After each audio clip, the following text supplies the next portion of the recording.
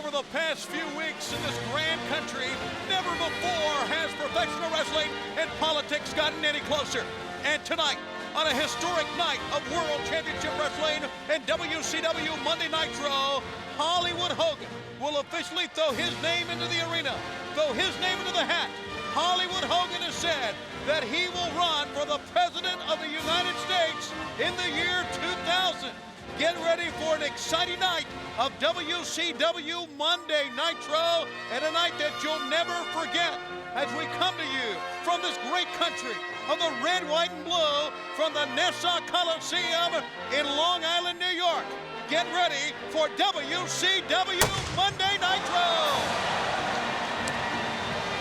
Live in Uniondale at the Nassau Coliseum, where we are on edge, we are on our toes, we're proud to be an American, and we're here in front of a sold-out crowd, a venue, ladies and gentlemen, that sold out in a mere 3 hours when they first went on sale. You feeling good, Larry? Oh yeah, I'm ready to go. I'm gonna run for the president of the PGA. And you might not win that. Tony Schiavone, the living legend Larry Zbyszko, you know this man, the Professor Mike Tenay. You're talking about excitement that we're having tonight. Not only do we have 3 hours of the greatest wrestling action in the world, but we understand, are you ready for this? That en route to the Nassau Coliseum is the president himself, who will join us tonight for the festivities. The President of the United States? What other president do you think I'm talking about? That's the information that I was given as the living legend hears the call of the fans here at this great arena, the Nassau Coliseum. Sometime tonight he will arrive, and of course we talked about Hollywood Hogan's big announcement that he will make in officially declaring his candidacy for the presidency and the election in 2000. Very patriotic Nitro, and we also understand that Hogan is going to reveal his running mate this evening. Well, let's go. Right now we understand the Nitro girls are going to come out. Why not have the most beautiful ladies in cable TV when you're talking about politics? Come on out here and join us. And the fans, I tell you, they are electric here. This is our return visit for WCW Monday Nitro here at the Nassau Coliseum. And we're having a great time. Would you look at this? There is Fire Kimberly at AC Jazz, living legend. I should have kept walking. I would have made it to the ring by now. Well, I just can't dance. yeah, well, I'm sure you can, but nevertheless, the Nitro girls can. And fans, tonight, this program, we're going to have some of the greatest stars of WCW, of the NWO, and as you know, one man now is going to emerge among 60 on the 22nd of this month. When that man wins World War III, he will go on to be next. Well, as we're in the arena, Gene Okerlund is outside, we understand, at the loading docks in the entrance area to the Nassau Coliseum, waiting for the They arrival are stationed back in the docking area here at the Nassau County Coliseum. of the president. I'm accompanied by Bobby Heenan, part of our Nitro broadcast team, and in every sense of the word, a broadcast journalist. Word that we get from the NWO Black and White. Get this. The President of the United States will be here tonight, Bobby. Boy, this is big breaking news. I had to be out here with you. I just want to see this. Here they come now. What's here? Just a second. This could be what we're waiting for. The President of the United States, if this announcement indeed is... Hey, wait a minute. Hold on. Wait, that's the NWO and the Wolfpack. Feeling out. Give me a break. Get some help in here. Heenan.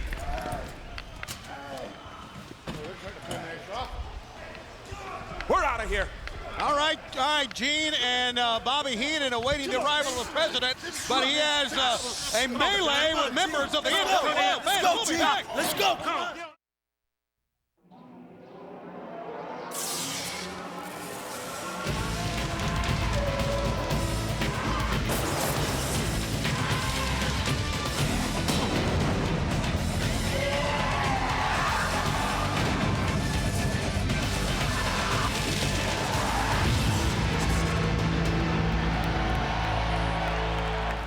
There's no lower form of life in the New World Order, but no man more dangerous than Bret Hart. We've been following his career, Tony, for years. Never have we seen a more volatile, a more vicious, and a more violent hitman than we have with Bret Hart over the course of the past week or two. All right, we're going to show you fans exactly what went down at Halloween Havoc. Remember, in the span of 2 days, he took out one Diamond Dallas Page, and then the day before, took out Sting. Was taken out back to Halloween Havoc. Sting had missed. His head went right over the top and hit the steel post. And Mike, that had knocked Sting right out, but that did not stop Bret Hart. Well, that was the opening that Bret Hart needed. He had the opportunity to defeat Sting at this point. But it was Bret Hart's idea to dish out more pain and more punishment, inflicting it with that baseball bat. Here he is wailing away on a man who is already out cold. Now, the very next day, he went on to lose the U.S. title to Diamond Dallas Page, but really won the war. Sting and DDP are on the sidelines. They are out indefinitely in pro wrestling at the hands, Mike, of this man. We keep waiting for more of an update. All we know is that Diamond Dallas Page and Sting, both sidelined after this vicious attack by the Hitman. And here's the Scorpion Deathlock, or the sharpshooter, if you will, applied to Sting, and that was after the fact. Now, let me tell you something. As good as Bret Hart is, he is going to remain a very frustrated athlete as long as he's a member of the New World Order. And you better mark my words. Is that how he shows his frustration, Larry, by crippling people or putting them out of wrestling? I know it doesn't sound normal, but that's how professional wrestlers let loose their frustrations. Bret Hart is just doing it in a very sick and morbid way. Kaz Hayashi for the first match tonight on WCW Monday Nitro. And we're going to start out with a high-risk, high-flying cruiserweight matchup. Two of the top cruiserweights in the world to go out of here. Kaz Hayashi already out, and here comes the Youth Warrior Juventud Guerrero. Going to be Japan versus Mexico. In the battle of these two cruiserweights, Kaz Hayashi already in the ring. Certainly had his problems over the course of the past couple of weeks with both Sonny Ono and the Cat. If you remember back, Sonny Ono was actually managing and directing the career of Kaz Hayashi before Sonny bailed out on him in order to join the Cat. So here we go with the opening bout. Well, fans, as you know, we've been talking about, we're heading full steam ahead into World War III. 60 of the greatest wrestlers in the world, the biggest battle royal ever, where 3 rings will be the battleground, and where the one man who literally survives this 3-ring battle royal has to go in to face Goldberg, the heavyweight champion of the world, on December 27th at Starrcade. You can certainly feel that intensity level in the locker room, because contention in this battle royal goes deep. 60 wrestlers will be competing, and there's an opportunity for someone here to really make a name for themselves, not only winning World War III, but then the victor of that 3-ring 60-man battle royal will go on to Starrcade for a shot at the world's heavyweight title. Into the ropes, over the top now, and look at this maneuver here by Hayashi. A reversal in. Standing switch applied, a back elbow. Ace! We've been interrupted. I want to make one thing real clear, real quick. You have my word. The president will be here tonight. Keep that bald-headed piece of garbage, Gene Okerlund, right where he is, because no one out there is going to want to miss a minute of it. No, I wasn't talking about you. I was talking about Gene Okerlund. The president will be here tonight. Get back to work. Well, we had made that announcement earlier, but then again, when we saw the 2 limousines, we weren't so sure. I mean, those 2 limousines came screeching up, and it was an NWO fight going on. We have his word that the president is going to show up here tonight.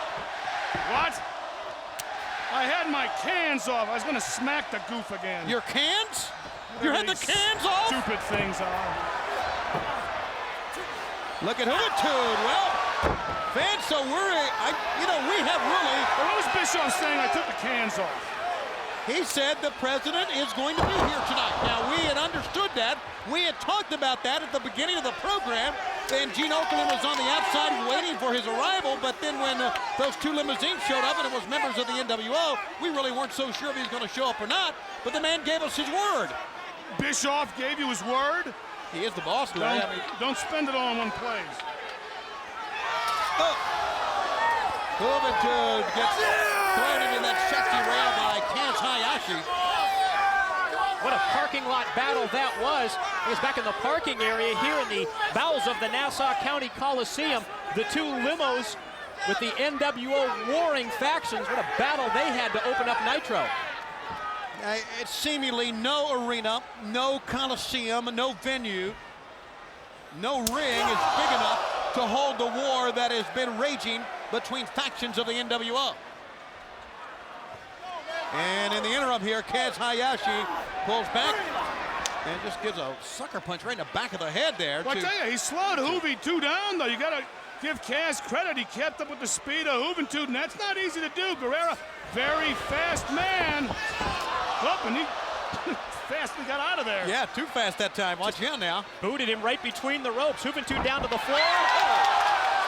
And how about that? Hayashi landed on his feet that time, flipping over the top rope. Just a twisting corkscrew suicide dive that time by Hayashi. These guys are insane. That's part of their charm as cruiserweights, Larry. I'll just condense it. They're nuts. Well, they are. I mean, normal wrestlers wouldn't do things like that, but you see them each and every week try something new. Try something different, something bizarre. The cruiserweights basically come up with a unique style to make up for their lack of size, but to me, a heavyweight, this is insanity. Now, fans, we'll keep you abreast on the arrival of the president, according to Eric Bischoff of the NWO.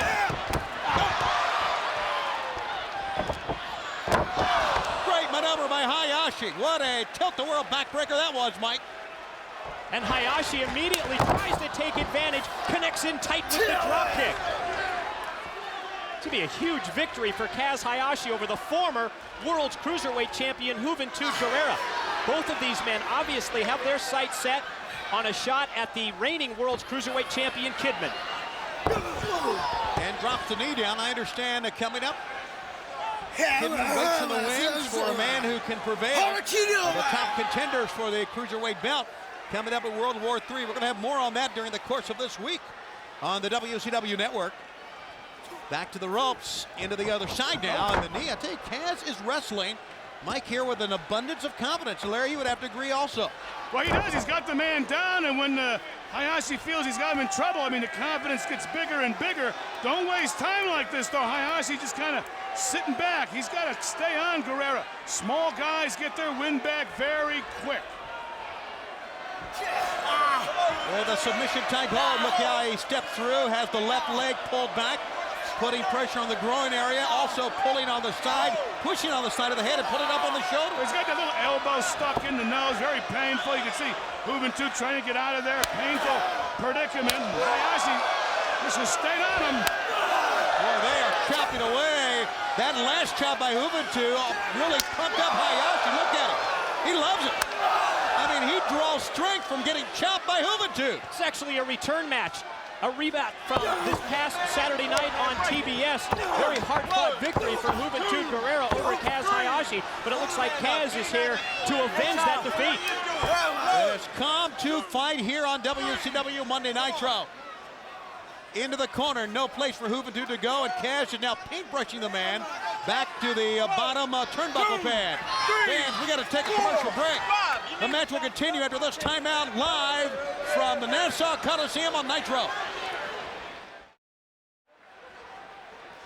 All right, we're back, and the action continues in this cruiserweight battle. As Mike Tenay told you, a return bout from what occurred on WCW Saturday night just a few days ago. And here comes Juventud getting a second win here. He's up on top. And scissor takeover. Kaz Hayashi all the way out on the far side. Tell you, Hayashi left an opening, and Juventud capitalized on it. He's back on his feet. Look at him, man. He's out there. Regained his balance. That was a great job that time, Mike Tenay, to even hold the balance up on top. Springboard off the top rope by Juventud Guerrera, connecting on Kaz Hayashi on the floor with the cross-body block. And the key that time was, though, that he apparently had lost his balance for a fraction of a second, but was able to regain it.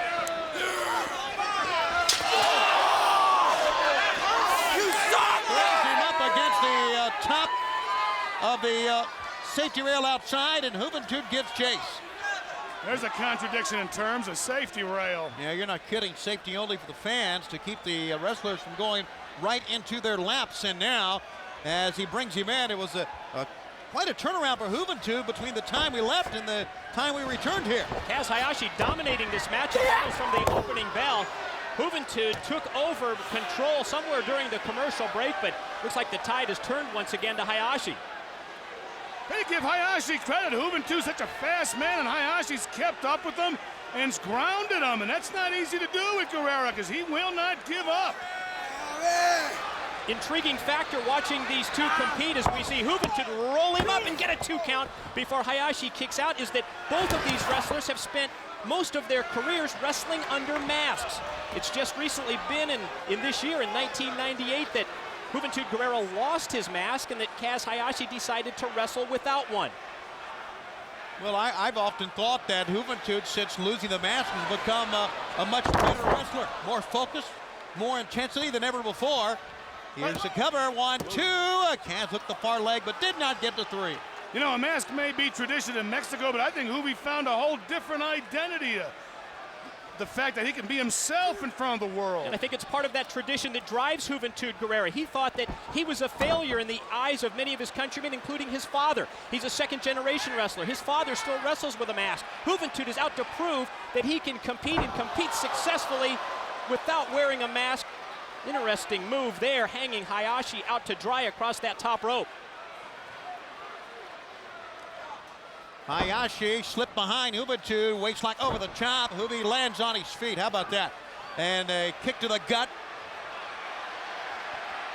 Pick up. Gonna try to power bomb him? Maybe no.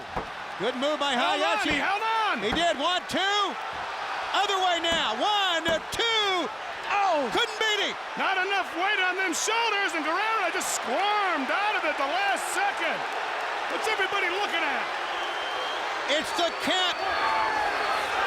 The arrogant man who feels he's the greatest, that he's the real deal.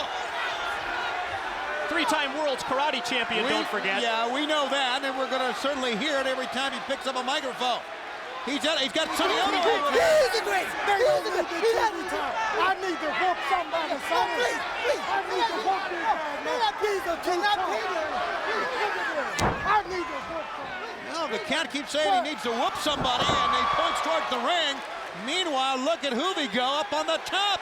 He snapped off the flying head scissors, now motions to the crowd that it's time for the Juvi driver. Let's see if he can connect with it. No. Kaz fooled him, didn't he? How about that kick? Into the sternum he goes. Back into the corner. Holding his ground, Juventud. But Kaz Hayashi one step ahead. Rolls him up. And now the cat gets up on the apron. Oh my goodness, Ono kicked Kaz in the head. Well, that made it a lot easier to bend him up. And I tell you guys, Juventud did not realize that Sonny Ono came in and kicked the man in the head. I don't think he had any idea. Momentum was reversed. Juventud ends up the victor, and Sonny Ono is just going out of his way to make Kaz Hayashi's life miserable. Boy, is he ever, and he certainly was successful here. It's time for the replay. Brought to you by Hasbro Interactive and the Glover for Nintendo 64 PC CD-ROM. You see, Hayashi's not happy. He knows something happened. And even though Guerrera didn't see it right there, Hayashi was ahead on points, but Guerrera made a nice little comeback there until this happened. Right there, Sonny Ono, plain as day, kicked Hayashi in the face. Guerrera didn't see it, but he still rolled him back for a 1-2-3. I think Hayashi smells something fishy. Hasbro Interactive with the Glover. Gotta love the glove. With a replay, the winner, thanks to Sonny Ono, is Juventud Guerrera. Let's bring in the girls here on WCW Monday Nitro and tell you that on Monday, November 30th, Monday Nitro comes to Chattanooga, Tennessee, and the UTC Arena. Tickets available at the box office and all usual outlets. Monday, December 7th, we'll be at the Astrodome in Houston. Tickets available at the box office and Ticketmaster. Monday, December 14th, Monday Nitro, the Ice Palace in Tampa. Tickets at the box office and Ticketmaster. And on Monday, December 21st, will be the Trans World Dome in St. Louis. Tickets available at the box office, Capitol Ticket Center, or Carl Dial Tickets in the St. Louis area at 989-8000. Well, we still wait the arrival, as Eric Bischoff told us he would, of the president, who will be here tonight. We understand through the grapevine, through the NWO. Mean Gene still on the outside, waiting for the arrival of that motorcade. Well, if Bischoff says that he could be on the outside just looking in. Last time, hey, 2 limousines came in, and it was quite a Donnybrook with the factions of the New World Order. Fans, as always, send us those Nitro Party tapes to 1 CNN Center, P.O. Box 60, Atlanta, 30303. We'll pick a Nitro Party Pack winner each and every week. And coming up very soon, we understand another grand prize winner. That's right, a grand prize winner with the Nitro Girls and Mean Gene coming to your party to be broadcast live. All right, fans, we are going to send you back to the ring in a few moments. Before we do, I want to take you back to what happened one day after Halloween Havoc. We thought that Kevin Nash and Big Sexy were going to shake hands, but look what went down. First, the reason I didn't pin you last night was because it wasn't about winning and losing. I win when I get you back as my friend and when you get your life together. And I mean, I don't know what your deal is. That's cool. I went through a lot of hard times.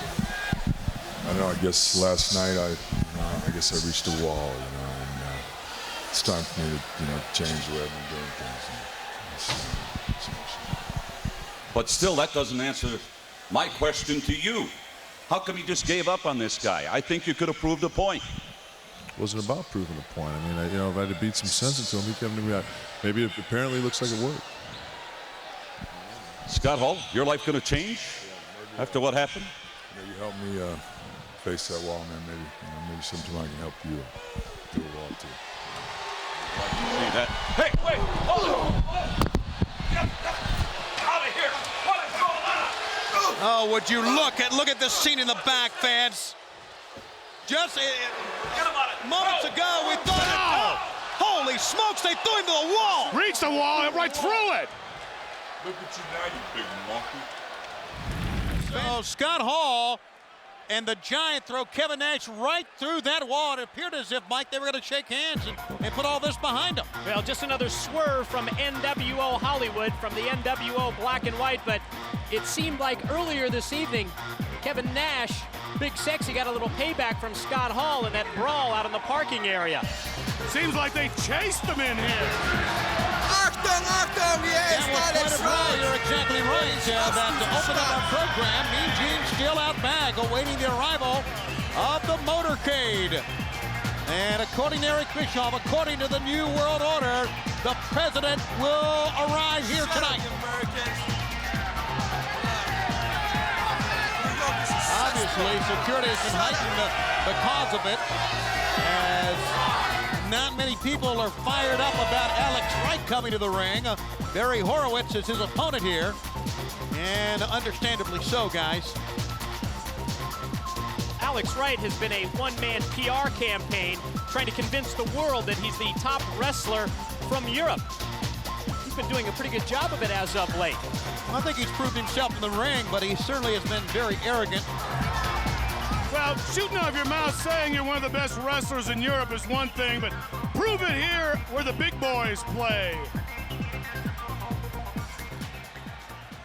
So Alex Wright and Barry Horowitz in this mixed matchup, fans. Next Thursday, the 19th of November, Thunder on TBS will originate live from the Allen County Memorial Coliseum in Fort Wayne, Indiana. Tickets are silence to concentrate in my match, and I don't want to hear any Alex Wright chant such, okay? Tell him. Okay, well, tell him I need total concentration. Ladies and gentlemen, if I could have your attention, Alex Wright would like your complete silence during this match for his concentration to defeat Barry Horowitz. We should play tennis. Or golf. We couldn't play golf. Side headlock, here we go. Nevertheless, for our fans in Fort Wayne, I'm sorry about that interruption. Tickets available at the Coliseum ticket office at all Ticketmaster locations. Here we go, the match. Alex Wright, fundamentally, Larry, as sound as anybody in our sport. Fundamentally sound, good background, I mean, Alex Wright is a good wrestler. He's in good shape. Still, what haunts him is being young and useless. He's just not mature yet. If he could direct all that energy, he could definitely be a contender. But Alex Wright lost in his own world of being over-cocky. European uppercut. How about that little message there by Horowitz, Mike, using a European uppercut on the man from Europe? So far, so good until Horowitz ran into the corner. Point of the elbow stopped him. And now Alex Wright has taken over control. Hey, Alex Wright, you know, he's bigger than he looks. He's got to be 6'5", 6'6", and he can get those arms out and tag you. Horowitz gonna have to keep moving there. Too slow. That's a great point. He is bigger than he looks. Drop toe hold, and Horowitz hit the middle rope on that one. But Alex Wright, because he is so lanky, has such long legs and arms, you forget how tall and how big the man really is. Now Horowitz is finding out Alex is getting bigger by the minute. On the back of the head, and driving now the boot into the sternum area goes Alex Wright. As Horowitz tries to get up. Now you've seen these singles matches we've had so far, and certainly some tag matches will be coming your way here tonight. Uh-oh.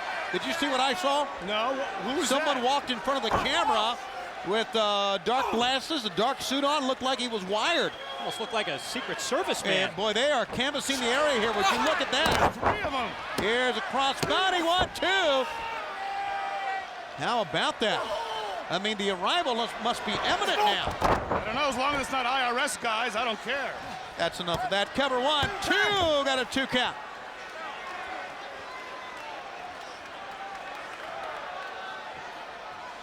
To the attack again. Head first now. Alex Wright dumps him on the outside, watch out. And Alex Wright hovering over. Got him right behind the neck. That's going to stun Horowitz. Scoop slam, down he goes.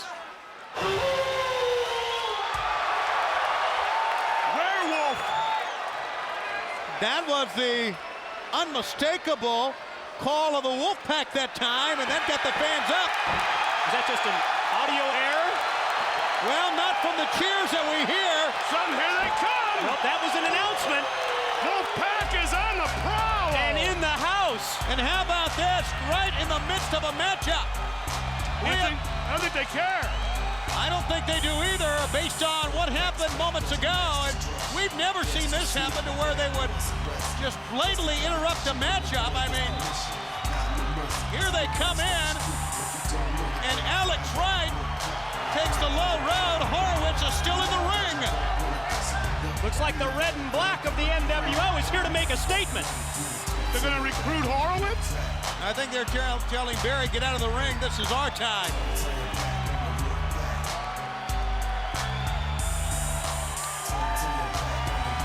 Well, so much for that match.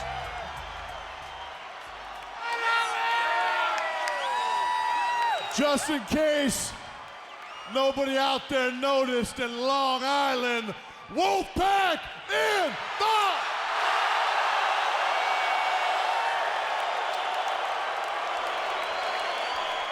Yo, let me speak on this. ¡Órale!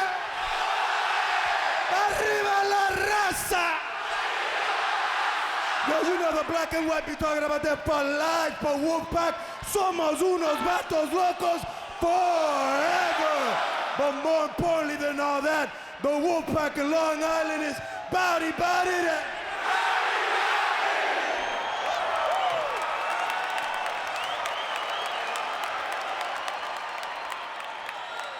What's up, Long Island?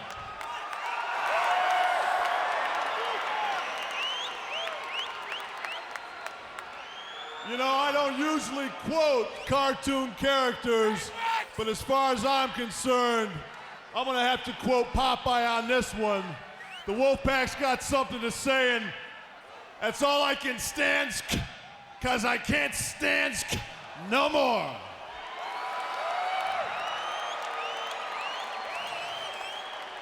Now, there's no doubt that the black and white is trying to dwindle our numbers.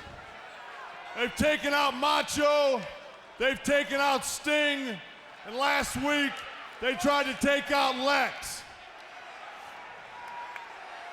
We may be outnumbered, but I'll tell you one thing, Black and White. You're going to have to absolutely kill the Wolfpack, because we're going to keep coming back, boys.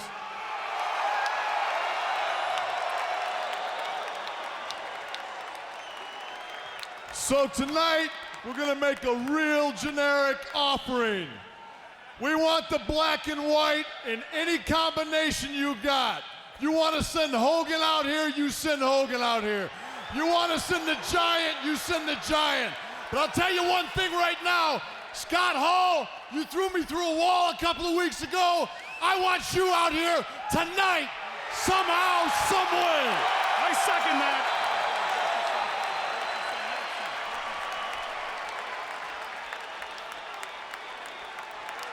Now, I wasn't absent a while back with my boys here earlier for no reason. I've heard Bret Hart's in the building, but obviously the sleazy slime ball that he is, he's hiding somewhere. So, Bret, I'm making the same challenge you just made to Scott Hall. You get your butt in the ring tonight with the Wolfpack.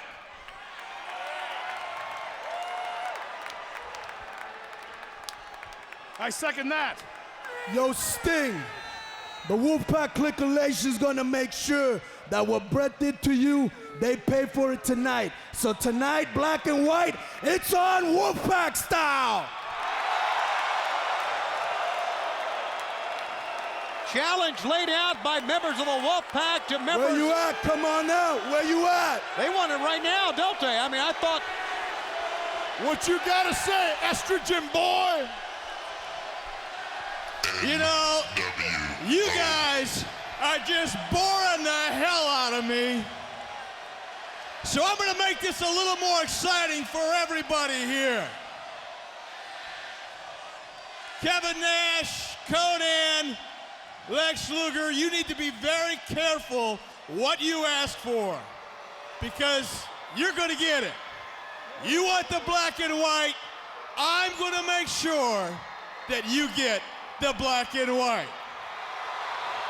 Tonight, right here on my show. You're gonna get it.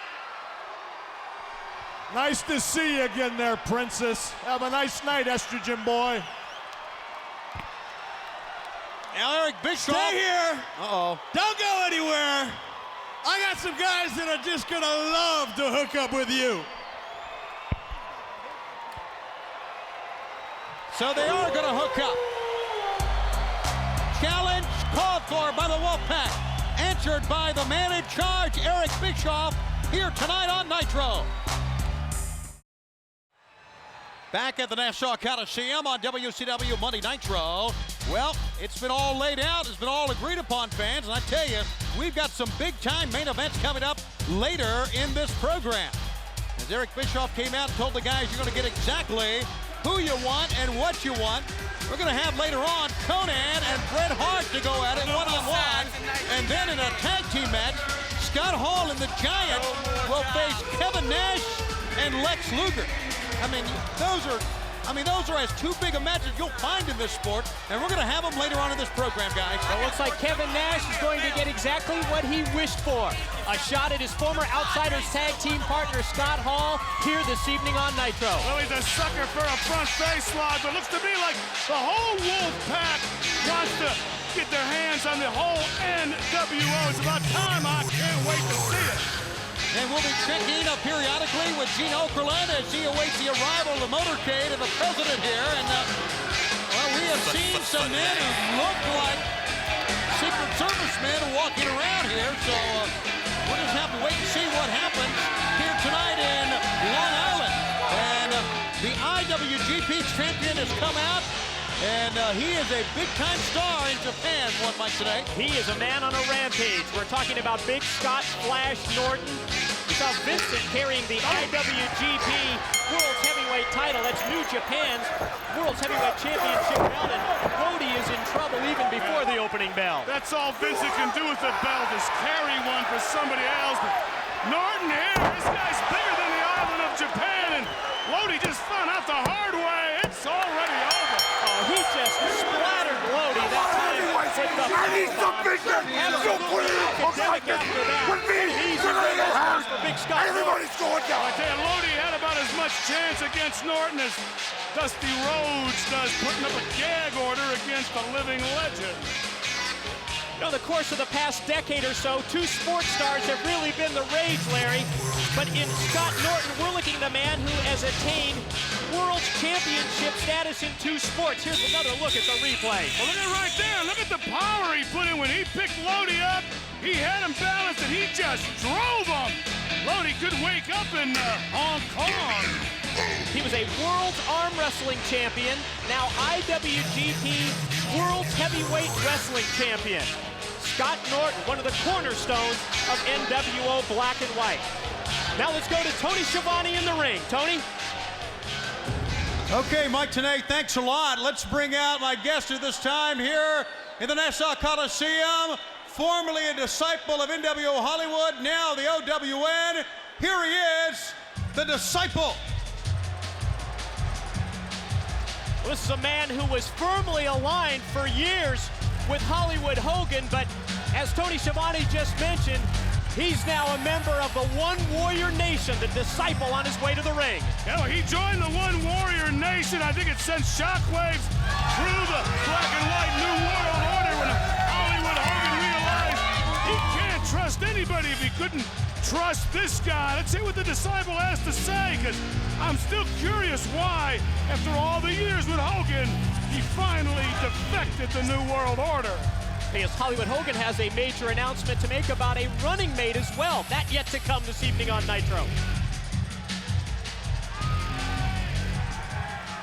Disciple, it wasn't too long ago you didn't have much to say, and you were always seen at the side of one Hollywood Hogan. That's all turned around now at the hands of the Warrior. Where do you stand? Tony, I stand on my own. I'm not at the back of some long NWO line saving Hollywood's butt anymore. I'm my own man, stand on my own ground, fighting my own battles. We've got, hold on here. Whoa, hey. I wouldn't stay there, Tony. Disciple, do the Black and White a favor and shut your stinking mouth.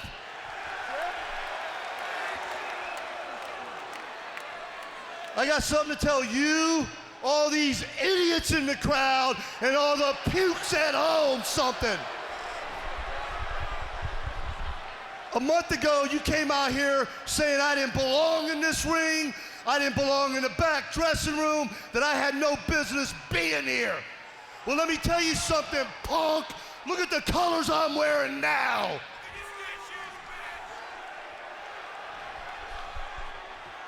Furthermore, you know I'm better than you, I'm bigger than you, I'm tougher than you, I'm a lot uglier than you, and I can destroy you anytime I want.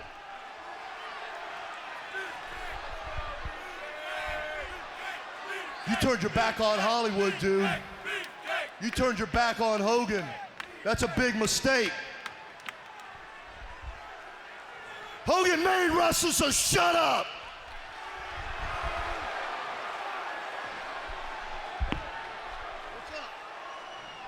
Yo, this is my time, so why don't you take your stooges here and get the hell out of my face before I rearrange it?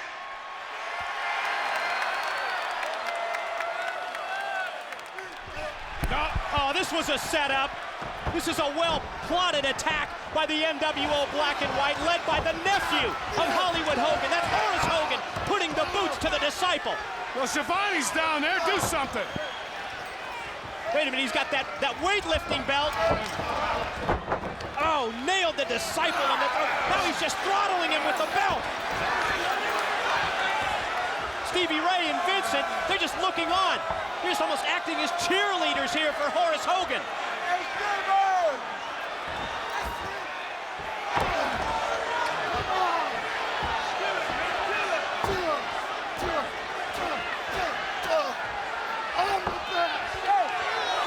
Tell you, Mike, is the typical MO. The New World Order is not going to change. They can't change because they just don't have the guts. Hit him! The Disciple fights back. He goes airborne. There's no referee. This is not an official match. And there's too many of them. Of course, what else would you expect? Just as soon as the Disciple takes control, Vincent hits the ring. He's doing pretty well, actually. He's outnumbered 1-on-3. Yeah, but you can't go on. 3 minutes, too many. I don't care who you are. Now, you talk about the MO of the New World Order. Here's the prime example. Stevie Ray, Vincent, Horace Hogan, and here comes the leader of the OWF, the Warrior on his way to the ring.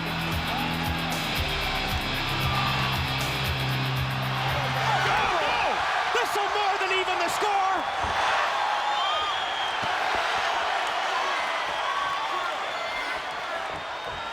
Chance to clear all the garbage from the ring now. Yeah, but the stench remains. There he is. Oh, the leader of the One Warrior Nation. And he just flattened Horace. We're live from New York on Nitro.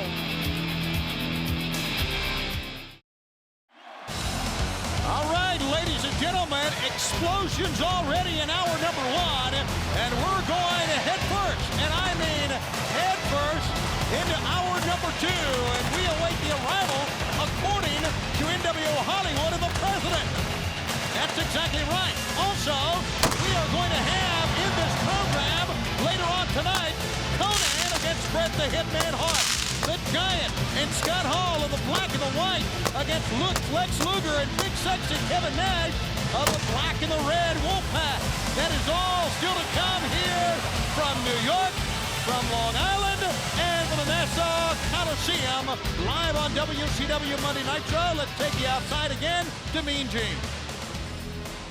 All right, once again, we are back in the docking area here at the Nassau County Coliseum. Gene Okerlund along with Bobby Heenan.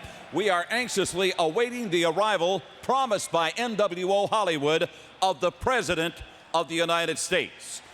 Some are skeptics saying that couldn't possibly be, but if indeed it is true, Bobby Heenan, you'd have to agree, it would be the biggest story of the year in professional wrestling. Boy, no doubt about that. Wait, here something's comes coming. Okay, if our cameraman could catch that, that looks like the motorcade. I believe it could be. Oh, my goodness. This is unbelievable. There's a motorcycle police here with the red lights. I could see this apparently is Secret Service or something. It looks very officious. Maybe Bischoff was right. Hey, who knows anymore? Who really knows? Okay, maybe we could find something out here. There's a van or sports utility vehicle of some sort. Gentlemen, what's going on here? Yeah, what's going on? What? Secured area? But I can stay here, right? I certainly would think so. I tell you, I'd get out of there, Gene, if I were you. You know, he says we got to go back. He says what do you mean we got to go back? They can't throw us out of here. We're doing a television show. They can do anything they want. Who's here? Who's in these cars? Listen, this is restricted area. You got to stay back. Don't tell me it's a restricted area. Sir, I don't want to have to say it again. Please, step back. Step back. Wait a minute. Okay, I have been asked to step out of here. We stand over there by the trucks. But I mean, I should be able to be here if it's indeed the President of the United States. You got to step back. This is a restricted area. What are you guys doing to me? I said step back. Who are you? Step back. Who are these people? I don't know what's going on. Obviously, they got to be Secret Service people. Oh, take a look here. Big, long stretch limousine. Flags of the United States. That's it. That's the real deal, pal. And look at the security behind that. Wow. Which limo do you think he would be in? I think he'd be in the first one here with the flags. Yeah, but I mean, look at all the security around number 2 there. Yeah, they're walking with the second one. This is unbelievable. All right, guys, I don't know if you can hear me, but when the Secret Service says to step back, you better step back. Can you imagine? Here he comes, the leader of our country, and we have the weasel out to greet him. Well, nevertheless, they say that the man is here, and we are going to be going back in a few moments when Mike Tenay, when they allow us to see if we can get a glimpse of the President's arrival. Now, as you said earlier, as I was going to the ring. Hollywood Hogan not only is going to make the announcement, the official announcement he'll be running in the year 2000, he will announce his running mate here as well. That's what we expect later, Tony, and certainly professional wrestling and politics have dominated the media spotlight over the past week, and it appears that there's more to come this evening on Nitro. All right, here we go. We're in the back. Let's go. Back up. Come on, keep him back. Keep him back. Yeah, those cameras better move, or some cameramen are going to follow everything. Some cameramen, thank you, Gene, you follow that, are going to be spending the night in Attica somewhere, I can tell you that. I mean, this is not like a wrestler coming out in the back. This is the man here. And certainly we'll be hearing, as the NWO Hollywood and Eric Bischoff had promised, and we'll be hearing from the president a little bit later on in this program, Larry Zbyszko. Can you believe it? He is actually here. I mean, that motorcade was for real here. I want to see. Well, I do too. We look to our left here, and fans, you cannot see it where you are, but there is a plethora an army. of security agents, of Secret Service agents coming into the arena. Hail to the chief. Should we stand up here? I think it's proper protocol, isn't it? I think it is. Let's stand up here. Well, that's a big moment. I'm pumped up here, guys. I'm really excited to see I want to tell him to lower taxes. Well, why don't you just walk right up and tell him that, Larry? We have never been as swamped with security as we are right now. And I'm not, fans, bear with us here. I'm not sure if it's... That's Hogan! Is this what this is all about? I don't know, but that's Hogan. I know that's Hogan. Dressed like an idiot. Where's the president? I can run this country. Where's the president? Yes, I can. Is this what this is all about? He just said, I can run this country.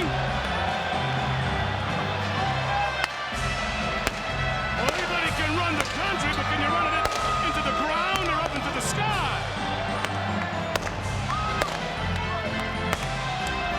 We had mentioned on Thursday when we were live in Norfolk, Virginia, that Hollywood Hogan would make the official announcement, and his candidacy has been to seek the Oval Office in the year 2000.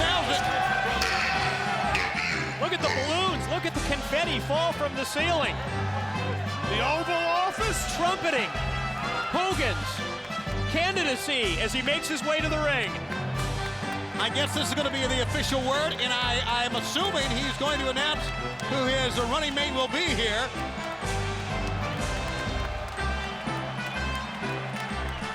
You mean this was all a scam by the New World Order? Well, yes, it was, Larry. Didn't you catch on when he Ladies and gentlemen, walking through the allow entrance? me to introduce the next President of the United States, Hollywood Hogan!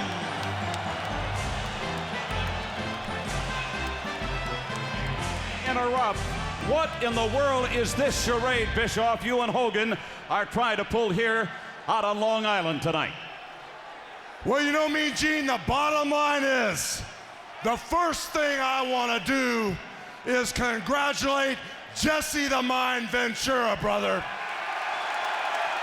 He is a true American. Minnesota got tired of the plastic politicians. Minnesota set a standard for the United States of America. They voted for a real man to solve real problems. No political groups to sway to the left or to the right. They voted for Jesse the Mind Ventura to put Minnesota back on track. And Jesse the Body, Jesse the Mind, Hollywood Hogan, and the wrestling world salute you, brother. You have set a new standard for the new millennium. God bless you, Jesse. All right, Eric Bischoff, I'm very curious. Do you share all of these thoughts regarding Jesse the Body Ventura and the aspirations of Mr. Hogan? Well, you know I do, and I think Hollywood said it, succinctly. I think the state of Minnesota has set the tone for the nation. The fact is, the state of Minnesota picked one true politician, that being Jesse the Mind Ventura, but It's time to move on to much bigger and much better things. Are truly you going to run for the presidency in the year 2000? Well, you know, Mean Gene, this weekend, after Jesse upset the world, Hollywood's phone started ringing off the hook. And Jesse, I'll get back to you. Sorry I didn't return the call. But as my answer machine picked up messages from Ted Turner, CNN, Time Magazine, the New York Post, the Times, the LA Times, call after call said, Hollywood, there's been a new precedent set. Would you consider leading this country? Would you consider taking us into the new millennium? And after phone call after phone call, after the snowball effect came Hollywood's way, I sat down with my new campaign manager and I told Mr. Bischoff if I could find one good American to run next to me, one other American that the people trust, whether it be Iacocca, whether it be Oprah, or my brother Bubba, whoever it may be, Hollywood tonight on Nitro is here to announce my candidacy for the highest office in the land, the presidency of the United States. And brother, if I can get America behind me, just like Minnesota got behind Jesse, we shall turn the page. We shall give America a brand new start, and Hollywood and all my people that love America shall take us into the new millennium on a brand new start. I am here not only to serve, but to protect my country. Thank you. That's a very strong statement. We can assume then that that's official. You will be a candidate. What party? I'm curious. Well, you know something? We are in heavy negotiations, strategic meetings, forming our whole campaign force. And with my campaign manager, he shall lead, direct, and take us with this momentum all the way into the new millennium. Stay tuned, brother. We shall rock the world just like Jesse did. I thank you very much, gentlemen. I think you said it pretty well. This is your campaign manager, and this is the candidate for the year 2000. I'm curious, you like a good cigar? I don't smoke. Thank you very much. Tony, you, Mike, Bobby, Larry can try sort this out. Unbelievable breaking news here on Nitro. Well, I'll tell you one thing I sorted out. All the politicians in the world now, after what happened, they'll all be shaving their heads. Looks like it all boils down to truth, justice, and the NWO way. It's a patriotic night on WCW Monday Nitro. Hail to the chief.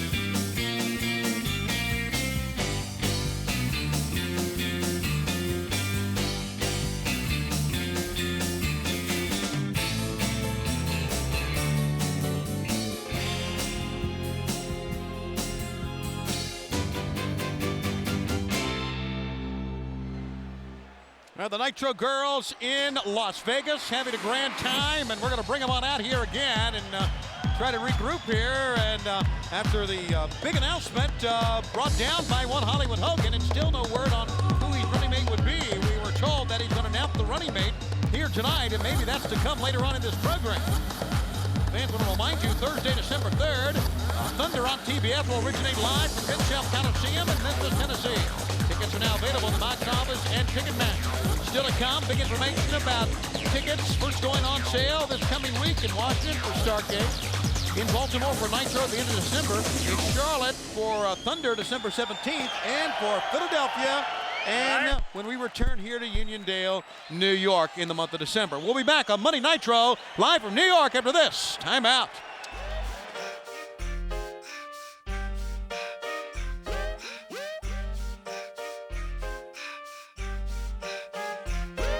I carry my life around with me in a see-through bag, y tú siempre me preguntas que por qué estoy enojado. Diferentes caras, etapas diferentes, y los mismos que me odian dicen que son mis parientes. Vato, vato, vato, how you make us get down?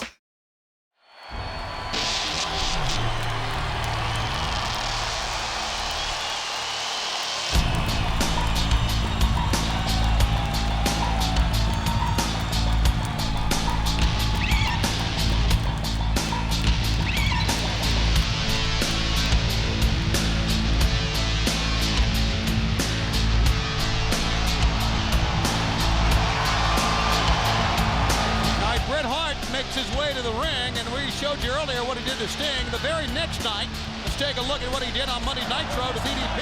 He had already lost the United States title, but Bret Hart went in to cripple the man right here, Mike, today. Well, Bret Hart has been a hitman on a mission. He's been out to decimate, and he's been out to destroy. And it's not just Sting, Lex Luger, and Chris Benoit that felt his wrath. As you see Diamond Dallas Page just scream out in agony and pain. Yeah, you can hear Diamond Dallas. Bret Hart, he did this on purpose. It was merciless. It was brutal. It has no place in professional wrestling. So Lex Luger's back there, looking all over for me, crying about what happened to him last week. But let's get something straight, Lex Luger. You're lucky that you got away with your life, because all you have to do is look at the rest of your buddies, and you can start with the Stinger. Hey, Sting, get well real soon, because there's plenty more where that came from.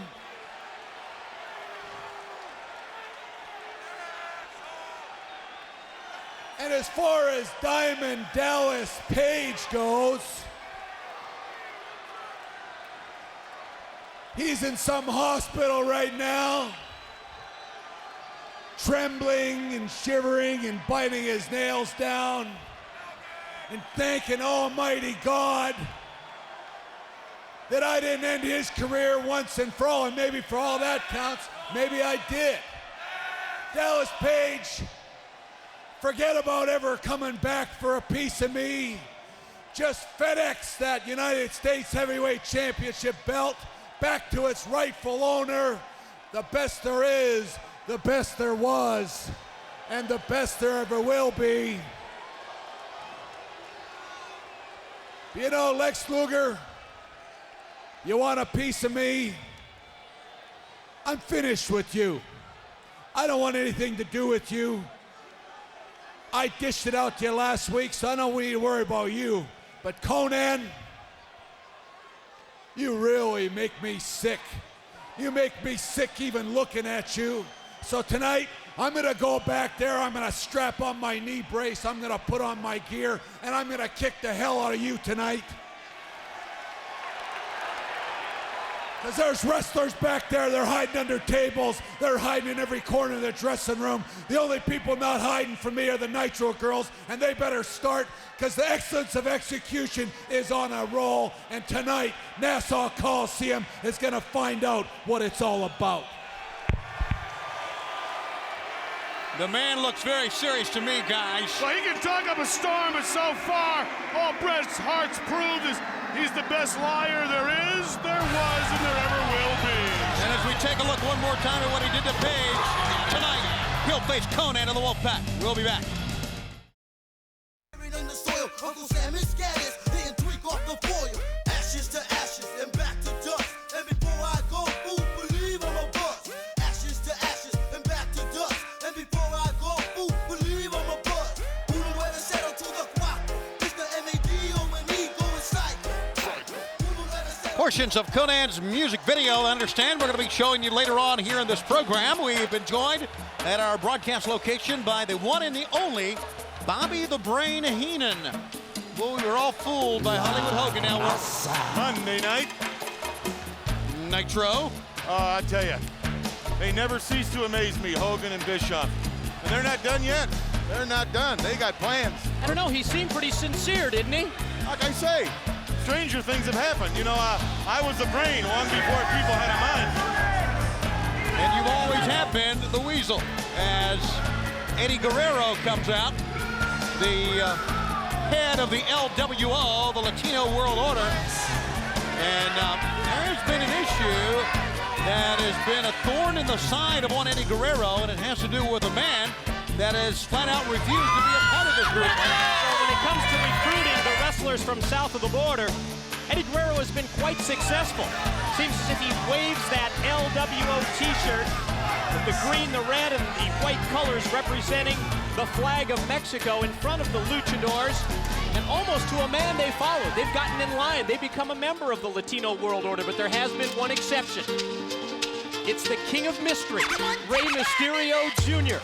To this point, he's turned down Eddie Guerrero. Remember the matchup that they had last Thursday on Thunder? Went to the time limit. And Rey Mysterio, even though other LWO members hit the ring, he says that he's going to stand alone. Well, I think Eddie Guerrero, what he's doing, he's trying to manipulate all these people's minds. He wants these people to do his fighting for him. And he's saying things to them that they want to hear. Look at this capacity crowd on hand. Fans, we remind you, as you heard from Bret Hart and Conan will go at it later on tonight, plus an NWO Tag Team Battle main event. The Giant and Scott Hall will meet Big Sexy Kevin Nash and the Total Package Lex Luger in a tag team bout later on here tonight, live on TNT. You know, earlier I was out back with Gene Okerlund when the red and black and the black and white pulled up in those limos. It was like a car chase coming down that ramp. Sure. Oh, it was dangerous back there. And they got out of the car. They didn't go in any other direction but towards each other.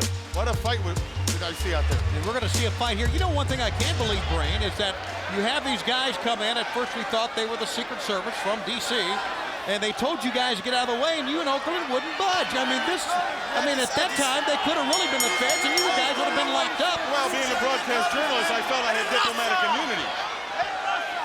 You did. I'm not in the can, am I? Well, no, but they weren't really the real guys either. I mean, well, I have a right to No, you be don't. there. No, you don't. If it's a federal government, you do not. Well, we'll have to change that. Well, let's write a letter right now. You got a backstage pass, don't you? No, they took it away from me 2 weeks ago. You have to have one every week? All right. There you see Eddie presenting the colors of the LWO. And Rey once again. The answer remains the same. Certainly does. No, amigo. Eddie still has said, as we mentioned, that he has a lot of respect for Rey Mysterio Jr. And he went at him with reckless abandon that time, just a drop toe, took him down, and look at Rey. And I think that respect factor may be the most interesting aspect of the matchup that they had last Thursday. Do you remember at the conclusion of the bout when the LWO members and Mass went to attack Mysterio? Guerrero seemed to hold them off. Eddie on the outside. Here comes Rey. Rey put the brakes on as Eddie just sidestepped him, going to the other side of the ring that time. He disappeared. Eddie Guerrero wants to slow Rey Mysterio Jr. down. Well, fans, one man among 60 will be the remaining, will be the survivor coming up at our big event, World War III, on the 22nd of November. That's a Sunday night. The Sunday right before the Thanksgiving holidays. The event, of course, will originate from the Palace of Auburn Hills. And who will that one man be?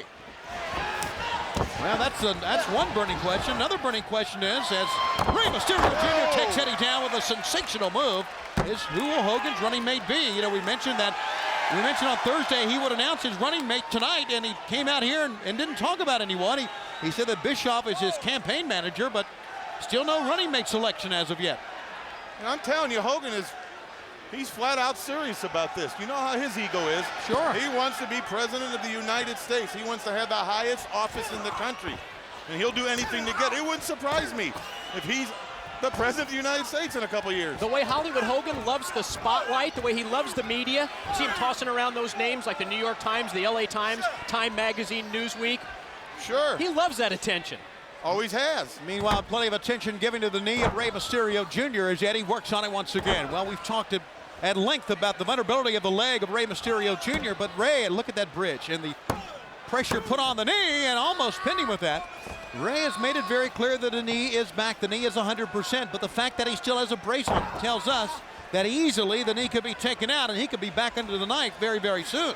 Very similar strategy and game plan that Eddie Guerrero brings to Monday Nitro that he had this past Thursday on Thunder, totally focusing his attack, at least here in the early going, on the knee of Mysterio. Look how Mysterio tries to fight off Eddie's attempt to wrap it around the ring post, and he does it anyway. Eddie Guerrero going after the knee of Rey Mysterio Jr. Obviously, if you can continue to use this strategy, to use this tactic, you can ground the high flyer and take away the offense of one Rey Mysterio Jr. Well, I'll tell you one thing. If Eddie Guerrero was wearing a leg brace, Mysterio would be going for it too. That's just what you do when you get in there. Well, I agree with that, and certainly you do take your chance when you have a leg brace or when you've had an injury. You know, we talk about so much about how prepared the wrestlers are in the 90s here. And certainly with everything being on videotape now, almost every move of yours being videotaped, there's no way to hide an injury from any opponent. It's impossible to do, and Rey goes pounding on the mat. He's not tapping out here, fans, but he certainly is crying out in pain as Eddie goes back to the attack and back to that knee once again. Just wrenching the knee at this point, putting his weight on the back of Rey Mysterio Jr., just trying to torque that knee. I don't think it bends that way. It may not bend that way, but it certainly torques that way, I can tell you that, as he pulls and tugs on it here. And you're listening and looking at Rey Mysterio Jr. Well, he's only human. There's only so much punishment that leg can take. Well, you know, we say that, but Rey Mysterio's had the uncanny ability, much like a DDP that we've seen, to just continue to come back. Sting, of course, was the man who really set the standard for all that, never say die, and that's something that DDP has really taken off with, and certainly the same thing can be said of Rey Mysterio Jr. Just when you think you got him down to where he can't go another inch, another moment, Rey Mysterio Jr. will fool you guys. You ever looked up resiliency in the dictionary? Yes, I have. There's a picture of Rey Mysterio Jr. right next to it. I believe you. Well, you believe anything, I know. Watch out, up against the turnbuckle now. Eddie being very methodical here. You know, we've talked so much about the 60-man and who will be the man to face Goldberg? Who will be the man to go into the ring to face Goldberg at Starrcade, the World Heavyweight Champion? That man must survive 59 others. Rey Mysterio Jr. has shown us in World War III's in the past that the smaller man can last a long time. 1, 2, and he makes a cover but cannot hold him down. As a matter of fact, Rey Mysterio Jr. at times has lasted well past the last 10. Not only has to outquick the opposition, I think when you get in that kind of a situation, you almost have to outsmart them as well, and Rey Jr. has been awfully successful in that environment. You know, guys, you've all made your predictions over the course of the past week or so about World War III. But this level of violence that we've seen exhibited by Bret the Hitman Hart as we see Mysterio roll him up into a small package for a 2 count. I'm going to go out on a limb, and I'm going to take Bret Hart at World War III. Wow. He's just at that level. I've never seen him like this before. You know, I would agree with you, but here's what I think about when I think about Bret Hart leading into the 22nd of November as Eddie continues to go after the leg here, Rey Mysterio Jr., is that Bret Hart has made so many enemies over the past few weeks that he is certainly going to be a target of personal revenge. Now, Brain, I know we've talked about this. Here's a cover, 1, 2. A lot of times, personal revenge will doom a man in a battle royal situation, but if you have so many men against you, sooner or later these guys are going to get at you, and I can't imagine anyone more hated amongst the wrestlers right now than Bret Hart is. Well, you're right about that, and you know there's a lot of psychology goes into a match like this. Sure, you got 60 of them, 60 men in 3 different rings, but you have to understand something. You got 60 men fighting for the one thing in life. Some men will never get a title shot. There's wrestlers that wrestled a whole career and never had one. This is the opportunity of a lifetime, and these 60 men will go out and go and reach down when you didn't think they could anymore and show you what they have to do. And it's not always the big man that wins it. It's not always the small man. It's the man who uses his head. Don't get involved in a personal issue. Let the other men throw the other men out. Save your energy. Watch at all times, all sides, all your back. Watch your back. Stay in the corner if you can. You've got to use your head in this kind of a match. You can just feel that intensity level growing in the locker room. It's what all the wrestlers are talking about because it's their chance, it's their one shot at stardom if they're successful on November the 22nd. And you can't look ahead to Goldberg. You have to go through this match first. Goldberg's going to be there. That championship match will be there if you make it. You can't look ahead. Rey Mysterio Jr. just continues to battle Eddie Guerrero, and he comes in. Rey Mysterio Jr. with a tilt-a-whirl backbreaker out of desperation. It worked. It got him back to his feet, or his foot, I might say, and he's up against the ropes now. Boy, this is quite a battle going on here. Oh, how did he unleash that drop kick? Still hobbling, still favoring the leg. He didn't really have to jump up or spring up in the air that time. He just connected with a double leg drop kick that time, and here we go once again, Eddie Guerrero. That knee's in big trouble, gentlemen. Big trouble. Oh, driving down on the knee, driving down on the ankle here. I'm not so sure of the motives here. Is he out to injure him, to permanently injure Rey Mysterio Jr.? Is he out to teach him a lesson? Well, he won't join the LWO. This is his way of telling him, if you'd have been a member of the LWO, you wouldn't be getting this beating right now. Physically force him into joining the Latino World Order is what it looks like. And look out. Steel ring steps being moved into position. That's not good. See, I've never understood this mentality. You might call me a quitter, but gentlemen, there'll be another day.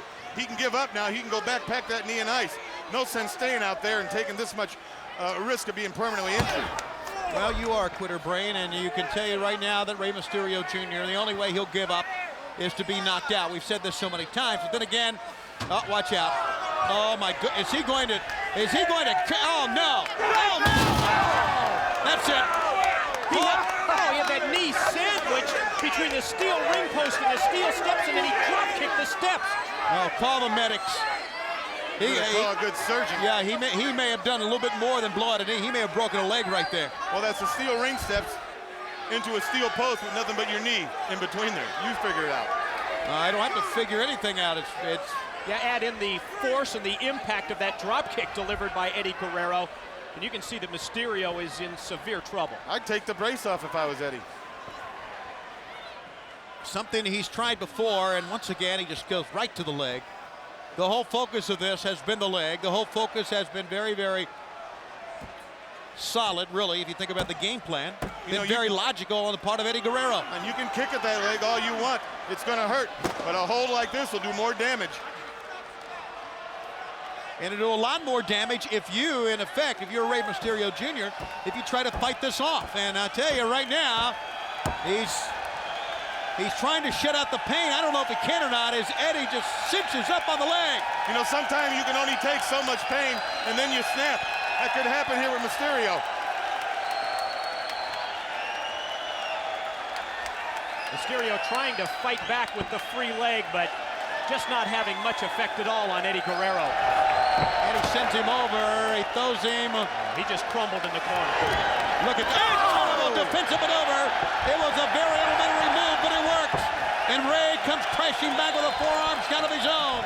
Rey Mysterio Jr. flying to the air, riding Eddie Guerrero. Oh, he's down again, though. So Rey Mysterio Jr. from who knows where. Look at that maneuver. Springboard from the top, 1, 2. And he almost beat Eddie Guerrero. Can you imagine that? A one-legged man still trying to do high aerial moves? Split-legged moonsault off the top rope, and he gets a 2 count on Guerrero. Just amazing. In effect, used the hip. Did not have to use the legs. And another great move by Rey Jr. He's fighting for his life in here. He is so spectacular. He is so sensational. Eddie trying to fight this. Oh my goodness. Driving the man head first. Another new move from Rey Jr. Cover, and he can't keep Eddie down. So Rey now has come roaring back in this matchup, fans. It's been a fine matchup here on Nitro, but Eddie's still got a lot left. How about that? Rock the back of the head of the mat of Rey Jr. And that just leaves the leg exposed and an opportunity for Guerrero. A man and his horse. Man and a stick. And look at this standing move that we've seen before, Mike. And Chavo Guerrero Jr. up on the ring apron, telling the crowd to be quiet. He has that LWO shirt that was reserved for Rey Jr. He says, "This is for me." Just wax the guy's t-shirt. Eddie has made it abundantly clear that Chavo Jr. has not earned a chance. They collide. Rey rolled him up. Inside cradle, 1, 2. He beat him. He beat him. With one leg. With one leg. He won this match. Chavo Jr. certainly figured into this as he ran in now.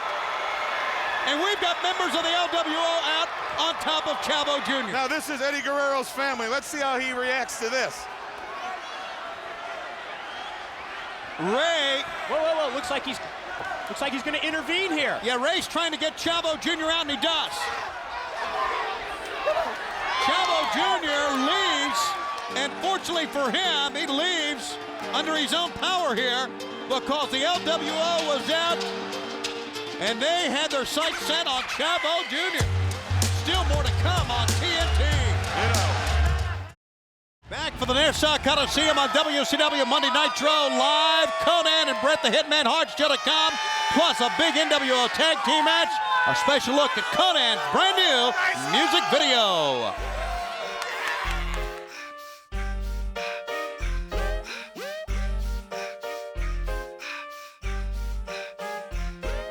I carry my life around with me in a see-through bag y tú siempre me preguntas que por qué estoy enojado. Diferentes caras, etapas diferentes y los mismos que me odian dicen que son mis parientes. Vato, vato, vato, how you make us get down? Man, well, then one is el nombre, the ones who freak the sounds. Fully pulling tricks like the David Copperfield, so let the sangre spill on the 2-inch reel. I snatch a rabbit out your hat and choke it. Ya sé que tú no quieres verlo con el perro, con el esqueleto, tocando el violoncello en varios feos. 187 if you don't spin the vinyl. Revolutionary mind, but they label me a wino. Someone please and take my brain from the wall. You can blame it on the drugs or you can blame it on the alcohol. Ashes to ashes and back to dust. And before I go, fool, believe I'm a buzz.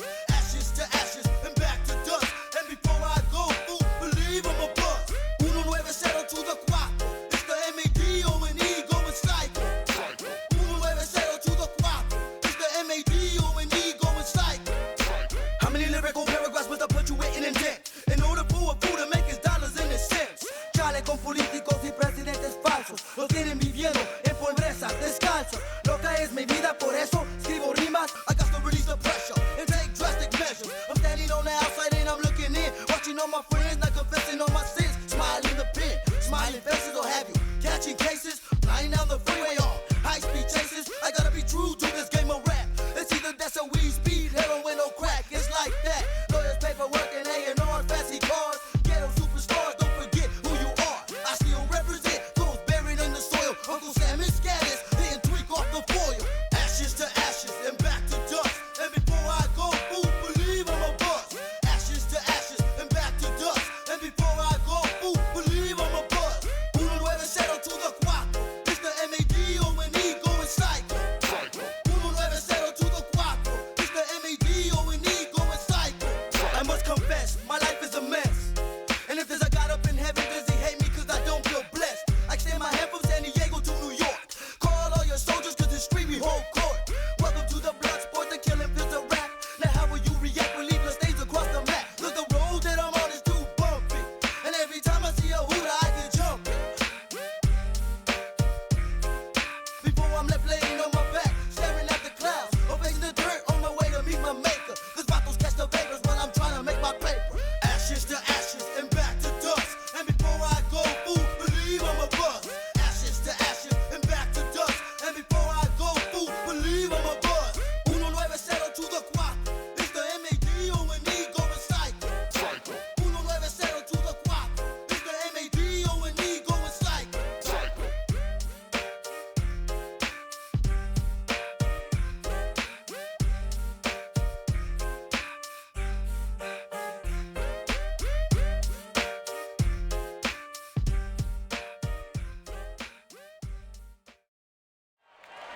Welcome back, fans, to WCW Monday Nitro for the Nassau Coliseum. A lot's gone down here tonight. And still tonight, Bret Hart will face Conan.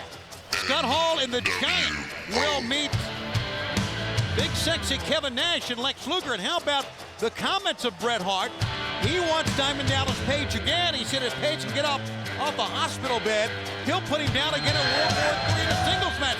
So he's laid out a challenge to a man who right now cannot compete. Well, it's NWO Wolfpack and NWO Black and White on a collision course, and they're going to meet this evening on Nitro. Almost a challenge has been thrown down by Bret Hart, an opportunity, I think, in his mind, for him to regain that U.S. title. Well, you know, Diamond Dallas Page, the only reason he's not competing is because the doctors won't let him. There's a breath on that man's body. He'd be here tonight if he could. He'd be in that ring. He'd be challenging right now Bret Hart. Fans, Bischoff has come to the ring. He's already been out here a couple of times to enter the Wolfpack Challenge #1. And he was out here with Hollywood Hogan in his official announcement to run for President of the United States. Now, what he's doing out here, I don't know. Perez Hogan, did you see that sign? You know, I'm just having more and more fun every time I come out here. But I want you to know that the First Lady, the assistant to the President, reminded me that there's some business that I have to take care of here tonight. Now, while it is true that I am indeed the campaign manager for the very next President of the United States of America, the people's president, your president, Hollywood Hogan, I will not shun my responsibility to the organization that I single-handedly have created. That, of course, being the NWO and secondarily, of course, WCW, because there's a little bit of business that we have to attend to. First things first, Ric Flair is not going to wrestle tonight because, quite frankly, he could not pass a physical. That's right. They tried to jumpstart his pacemaker, couldn't get it done. No blood pressure, no heartbeat, no wrestling. That's the way it is when you're Ric Flair's age. Secondly, J.J. Dillon decided he was going to overstep his bounds last week in my absence. Decided to fine Scott Steiner and Buff Bagwell. Well, I got a problem with that. And like all problems, I fix them, because that's what I do. Huh? That's right. I love her. So first things first tonight, at this point, I'd like to bring out a couple attorneys that work for us here at WCW, and of course, our corporate controller. Gentlemen, I know you're standing by. Would you please come out? Let's see if we can put an end to this confusion as it relates to any fines and... Yeah, damn, they dress good, don't they? From the law firm of Dewey, Cheatham, and Howe. Oh, you do. No, you're right. They're the bean counters. We've seen those in the office. That one guy gave me Come trouble. on up, gentlemen. Stepping into the ring now, David Groom. I know our corporate controller. David, good to see you. First time on TV, isn't it? Thank you. How you feeling tonight? Doing great, thank you. Okay. Now you, as a corporate controller, are really in control, no kidding, of the money that comes in and the money that leaves WCW. Is that not correct? Yes, sir, that is correct.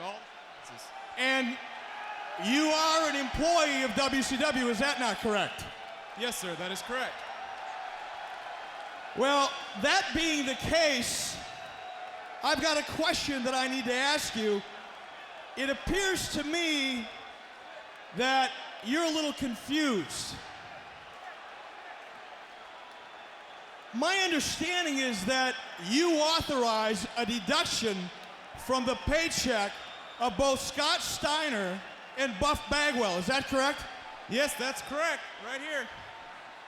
All right, and I understand you took your direction. By the way, what do you drive? A rusty Volvo, right? Yes. All right. What was your name again? Brent Jordan. Brent Jordan, okay, that's right. You got this small little office down the hall with a big picture of yourself.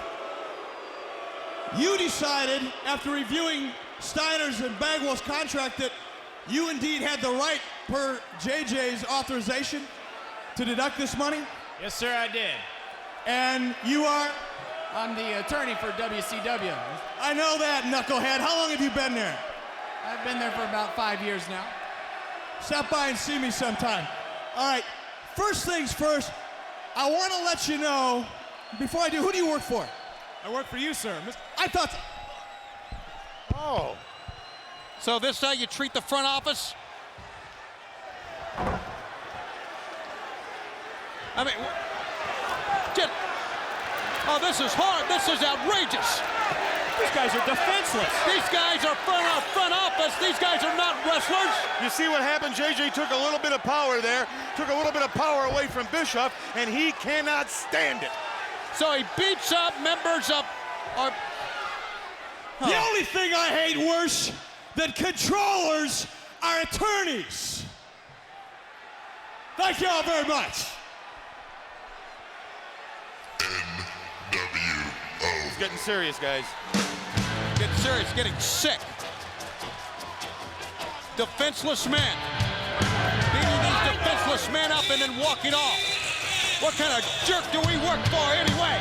Somebody tell me. I'll tell you. Back on WCW Monday Nitro for hour number 3 from the Nassau Coliseum, Long Island and Uniondale, New York. And fans, in this third hour, we're going to have for you Bret the Hitman Hart and Conan one-on-one tag team match. Scott Hall will team with the Giant against Lex Luger and Sexy. Fans, here's what Scott Steiner and Buff Bagwell did 1 week ago. No one said. Scott Steiner, hold it right there. He's going to hit him again. Someone needs to hold it right there. Someone needs to hold him back. Better stop him. Oh, the man is out right there. Come on, Chaos, get in front of him here. Scott Steiner's out of control. Yes, he is. I understand that, but tell us what you were going to tell us earlier on. Well, the result of what happened last week with Scott Steiner and Buff Bagwell, the executive committee has taken action. Buff Bagwell has been fined $50,000. Whoa. Scott Steiner has been fined $100,000. Hey! You better get out of here. Get out of my face!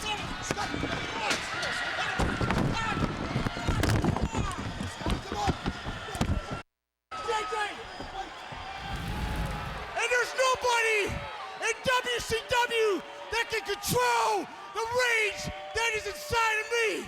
So JJ, find me all you want. I don't care. We just want to talk to you for a second. You just got caught between two brothers, and we want to work this thing out. So Kenny, come on down, buddy. Come on down, Kenny. We want to talk to you. I'll work this out. I'll work it out. Listen, I appreciate you coming down. Just come on in. It's okay. Come on in. I just want to talk to you for a second. I want to tell you, you're just in the wrong place at the wrong time. As a matter of fact, we kind of like... we like how stupid you are. You're so stupid. How's it feel, Chaos? How's it feel? You ain't no World Tag Team Champions. You're nothing. Yeah, bark all you want. That stupid dog face scrimmage ain't here. Get it? Ring the bell, he's done. You're the referee that JJ Dillon sent down to my match at Halloween Havoc. Uh-oh. Nick better get out. I was only doing my job, man. Well, tonight you're gonna have to do your... Oh! Once again, completely out of control. This is uncalled for. I mean, that's our senior official.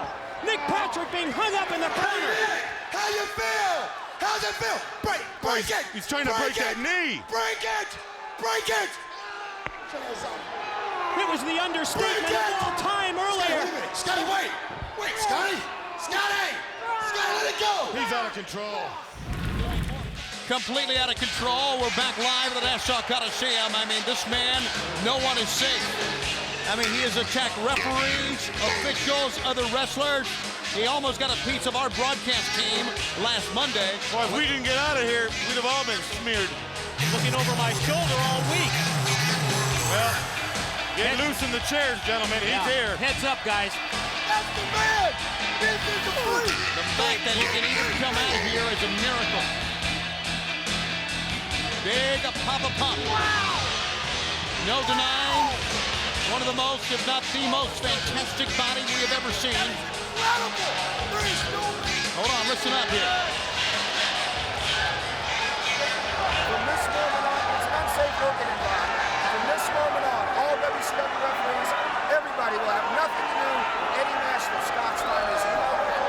It's greatest! Jay went to the ring. Did you hear what he told David Kendrick? Yeah. No WCW referee will have anything to do with any of his matches. He says it's an unsafe working condition, and it really is. You saw what he did to Mickey J. You saw what he did to Nick Patrick. Mickey J's not going to get in that ring. Look at him. Look at the determination. Look at the fear in that man's face. You just can't blame the WCW officials. Scott Steiner has proven that he has absolutely no respect for authority at all. And Eric Bischoff has shown that fines and suspensions mean nothing. He will overrule everything.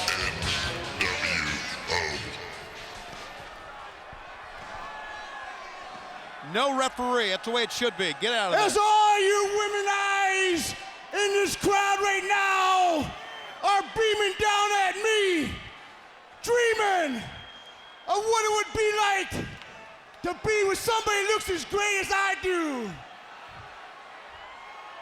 And I'm here to tell you, I am the cream of the crop, and I am the body that can rock your body all night long. And in the morning, I'll sit down, lay back, and put another 2 down and ask them, who's your daddy? So this goes to all you freaks out there. Big Papa Pump is your hookup. Holler if you hear me.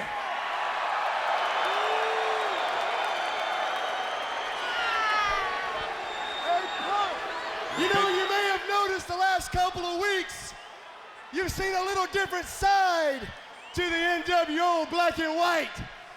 And it started 2 weeks ago with that fat, out of shape, four-eyed, Burl Ives lookalike, J.J. Dillon. Well, as you can see, there is no J.J. here. And after Thursday, there is no Nick Patrick. Unless you happen to be a good knee doctor. So WCW don't want to let us have a referee. Well, guess what?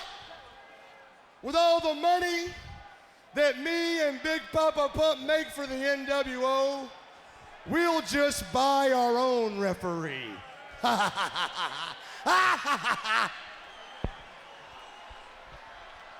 J.J. Dillon, you said last week that you and the executive committee decided to fine me $100,000. Well, the commissioner for WCW is Rowdy Roddy Piper.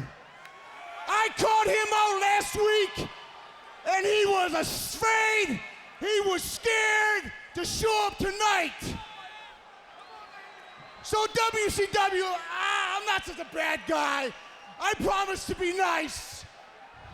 Send out your best guy, because I'm not leaving until I give the people what they want. And that's to see me, Big Papa Pump. Send somebody!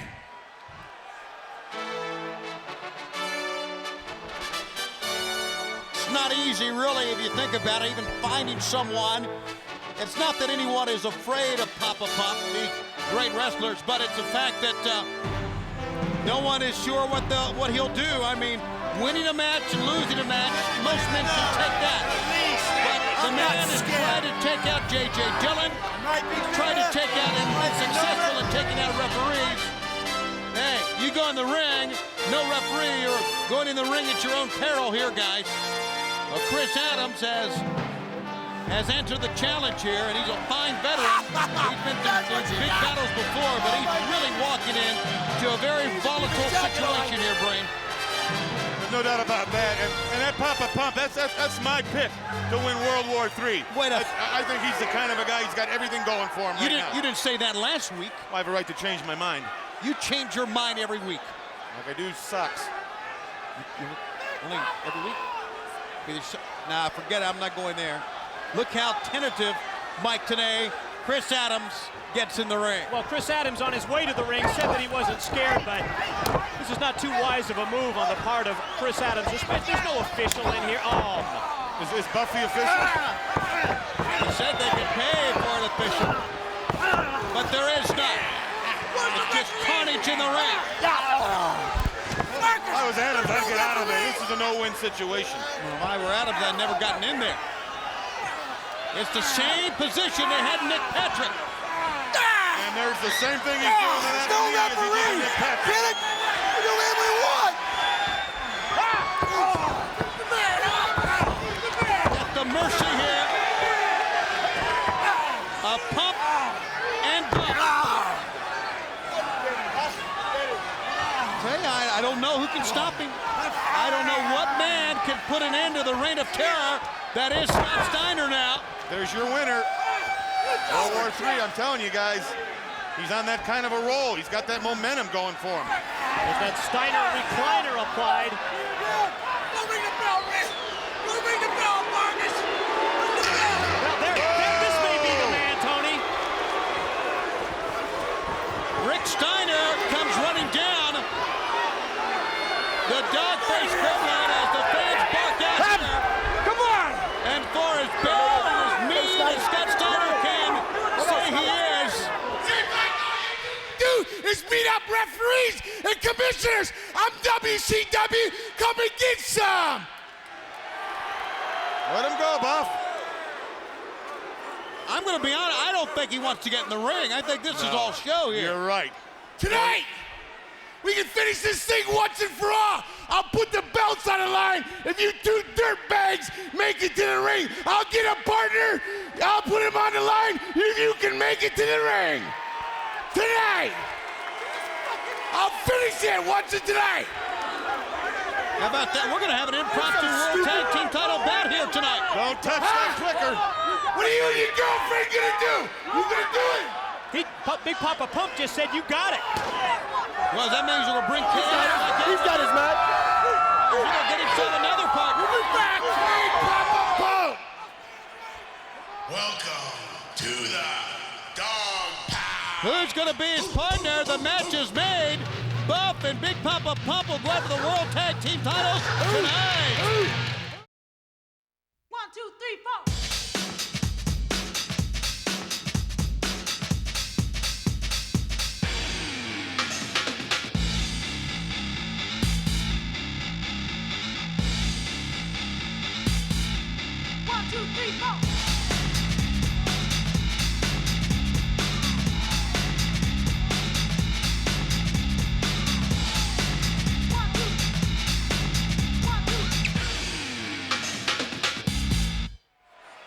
The Nitro Girls and a special look at the gorgeous ladies. We're going to bring them out here in just a few moments. Let you know that tickets go on sale this Friday, November 13th at the MCI Center box office and all Ticketmaster locations for Starrcade, which will be Sunday night, December 27th. They'll go on sale this Friday at noon.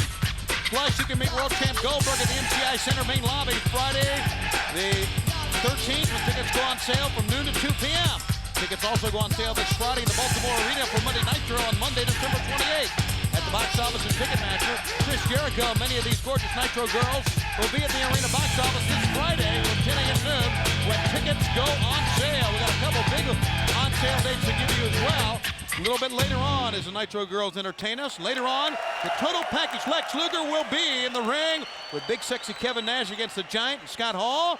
And now look at the package himself, a man you'll see later on, Lex Luger. To find the most well-conditioned athlete in wrestling, look no further than the total package, Lex Luger. His body is chiseled out of granite, and his mind is that of a scholar. Never backing down from a challenge, Lex uses his intelligence along with his experience to exploit his opponent.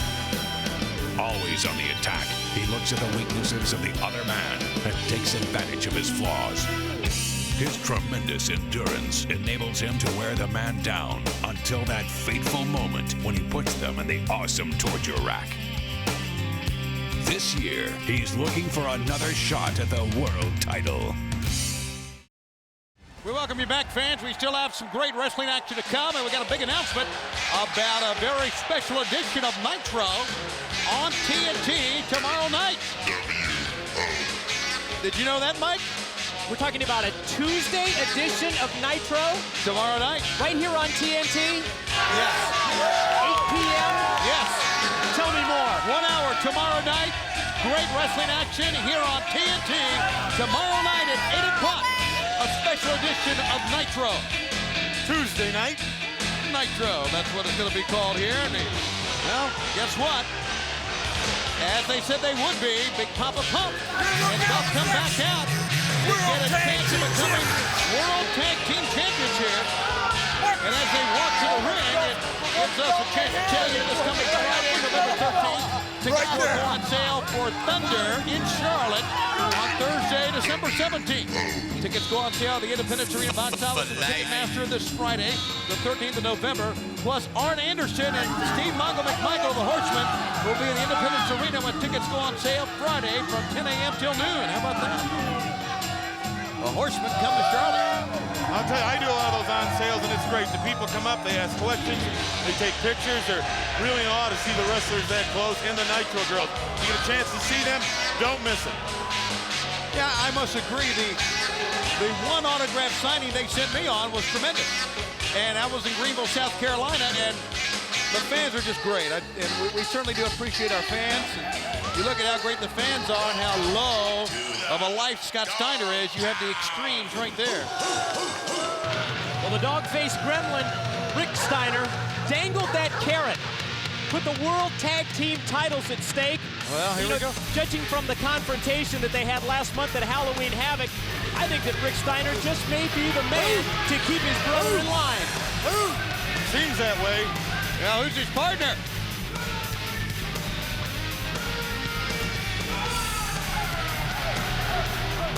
He's waving for his partner. Who is that? No. Oh. That's not Chaos. No. Are you kidding me? That's Judge Judy Bagwell with the belt on. Judy Bagwell's wearing the World Tag Team title belt. Right she is. What a nice outfit, too. Obviously, some motels missing a shower curtain. She's really going to wrestle? Well, we know she can beat her son. And her son knows it, too. Look at it.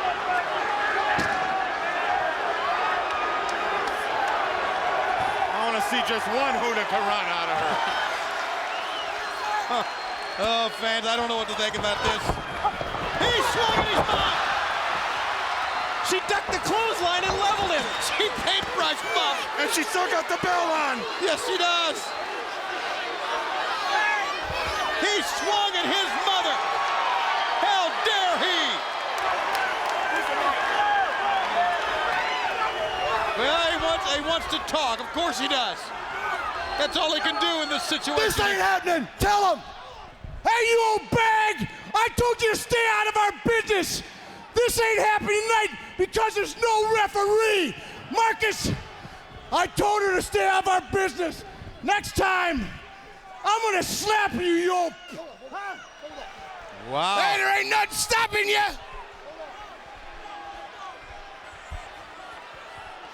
Come on. There's nothing between you and me. Come on. You afraid of your mama? I think... Let me tell you something, Judy Bagwell. I've already told you, keep your nose out of my business. You know who pays the bills. Hey, I knew you two chickens wouldn't fight tonight, so why don't we make a match to finish this thing once and for all? You want the belts, I want you. Why don't we do it for World War III? Auburn Hills, we can finish the start. We can finish me and you. I'll finish you off once and for all. Scotty, wait a second. You mean to tell me and Big Papa Pop versus you two? She's not wrestling. She doesn't even have a contract here. Marcus, listen carefully. I've whipped your butt all your life. And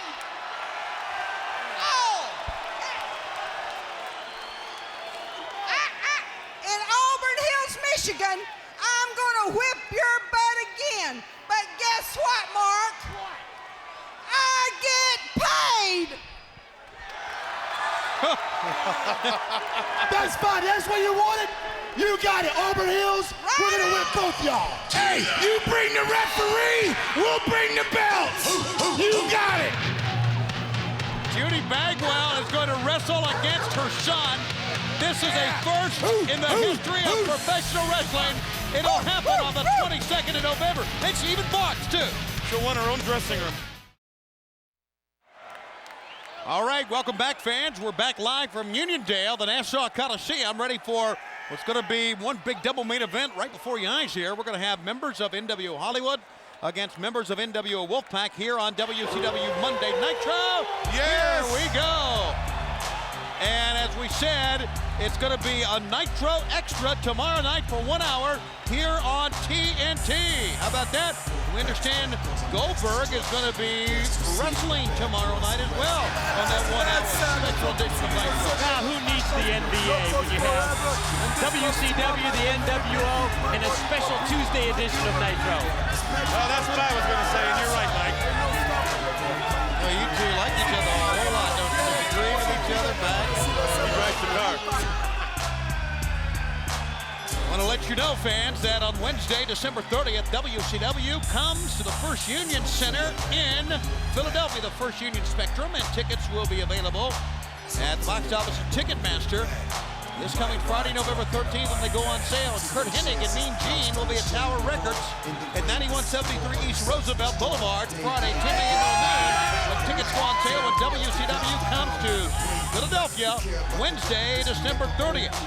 In addition, this coming Saturday, we're going to be right back here in Uniondale on Tuesday, December 9th. This coming Saturday, tickets go on sale for our next big event here at the Nassau Coliseum, which will be, as I said, Tuesday, December 29th. They go on sale 10:30 this Saturday morning, the 14th, here at the box office and Ticketmaster.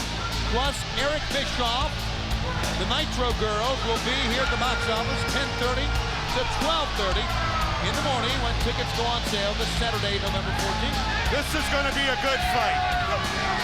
Well, I would say yes, but Bret Hart has made it such a violent fight, such a fight with purpose every time he gets to the ring that, you know, as great as Conan is, guys, I'm concerned for him here. I mean, Bret Hart has made, let's take a look. The Hitman, here's his hit list. Sting, DDP, both down and out. Benoit, and then Luger last week. At least he didn't take him out, but he certainly had something in mind for them to take him down and out as well. Well, think about it. Sting is a member of the Black and Red, the Wolfpack, and so is Conan. And a little added. Lex Luger as well with the attack. It's been an absolute path of destruction that this man, Bret the Hitman Hart, has led over the course of the past couple of weeks. Opportunity for NWO Red and Black to gain some revenge in the form of Conan. And that's your pick for World War III. Bret Hart. They should name Philadelphia Steinerville, city of brotherly love. Who's your pick for World War III, Brain? Big Papa Pump. Just want to make sure he hadn't changed from one segment to the other. Or just Judy Bagwell. Well, Judy Bagwell, how about that? Judy Bagwell, and she's on the roster. And she's on the payroll. And Rick Steiner will defend the World Tag Team battle for the first time in the history of our grand sport against Big Papa Pump and her son, Buff Bagwell. It's really a family feud of epic proportions. That's coming up on the 22nd of November. Part of World War III. There's your bell, and Bret Hart has made a challenge to Page to come back in the ring for that night as well. And I tell you, Conan is not going to let Bret Hart get an early advantage here now, is it? Not at all. Well, this is the pattern that we saw develop right at the start of the program this evening. NWO Black and Red in payback mode. Conan stomping, kicking, clotheslining with purpose here, and Bret Hart walks away. I wonder if he's wondering, what did I get into? I'm not so sure if he is or not. Well, maybe after that he is. I would be. Conan, I mean, he is so vicious in the early moments of this one. Look at Billy Silverman trying to get him back in the ring, but you can forget about this. This is more than a wrestling match. It's a unabridged brawl is what we got here. Conan is thinking, I'm sure, about the steel chair attack, the baseball bat attack, and even the steel guardrail that Bret Hart used last week. How about that? Bret Hart absorbed it. It just shows you how much tenacity he has. Absorbed all of that on the outside and got a rake to the eyes of Conan, and now it's Bret Hart in command here. Oh, an elbow in the back of the head. Well, Bret Hart can turn things around. He's a veteran. He's been there. He's been the champion of everything he's ever tried to do or wanted to do. He's accomplished. Been wrestling before he could walk, probably. And you know that in the back of his mind, he wants nothing more than to gain another shot at that United States heavyweight title that right now Diamond Dallas Page has. Raking the forehead to the top rope. When he gets going, he's one of the most dangerous. And the reason that one of the many reasons he is so dangerous is because he's always been in phenomenal shape. I mean, he absorbed quite a bit of punishment. It didn't last long on the outside, but it was pretty stiff from Konnan. And by absorbing that, he was able to get back into it, and now we'll see what Konnan is made of here. Well, Bret Hart is one of those wrestlers that he can combine the technical skills along with the brawling. That's what makes him so dangerous. But don't forget, Konnan can also combine aerial maneuvers. He can fight on the floor. He can use ring steps. He's a street fighter. Bret Hart again stomping at Konnan. Well, you know that what he would love to do, Russian leg sweep, is to take an extremity apart, a leg or an arm, injure the man, put another man on that Bret Hart hit list, so to speak. He's the hitman. And he's up on the turnbuckle, perched up middle. Turnbuckle, Konnan, out of desperation, got a foot up, and Hart goes down in a heap. But what does Konnan have remaining here to fire back on the hitman of NWO Hollywood, of the black and the white, as the Wolfpack man goes in, swinging away, side of the head, knocking the head of Bret Hart back all the way down, and now stomps him on the back. You heard Billy Silverman say, break it. That's not in his plans, I can tell you that right now. You might as well be talking to yourself. Konnan looks on, stalking Bret Hart, draping across, pulling back on the face, the nose. Everything Konnan doing with such force, such purpose, such motivation here.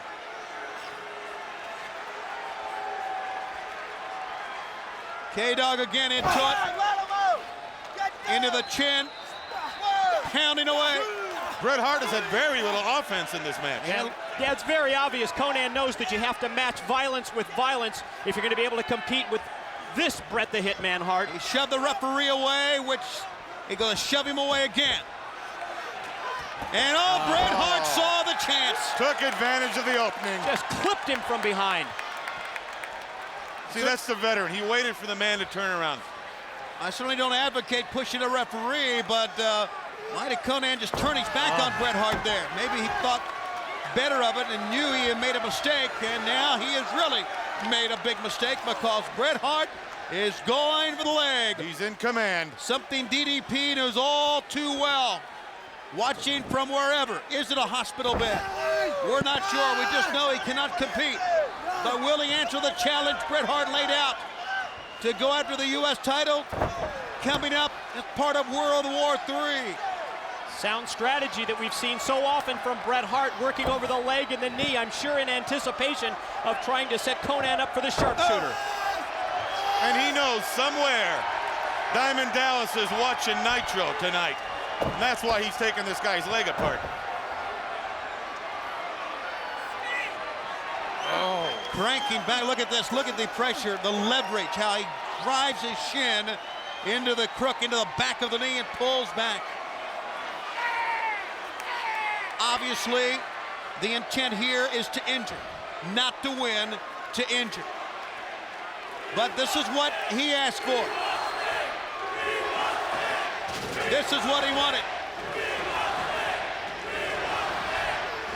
Oh, boy. Just tossed the ring steps aside and then wraps that already injured leg and knee around the steel post. I noticed this. You never see Konnan yelling or screaming. You've seen him in pain, but you've never seen him in this kind of pain. He could black out from it. And that's fine with this maniacal, dangerous, the new Bret Hart, seemingly unstoppable, you're right, Brain, new Bret Hart. Pulling the man out towards the center of the ring. Look at him, taunting him, looking down at him. And you can even hear Konnan call his name, say Bret. Bret almost to beg him off to stop. Oh, he's trying to reason with him, I guess. It's too late for that. Yeah, well past that point. Konnan doesn't even have enough energy right now to try to get out of the ring, to try to escape. Oh! That will just bust a patella. He's looking for something. He's found something. Konnan needs to run. He needs to get out of town. This is what he did to DDP.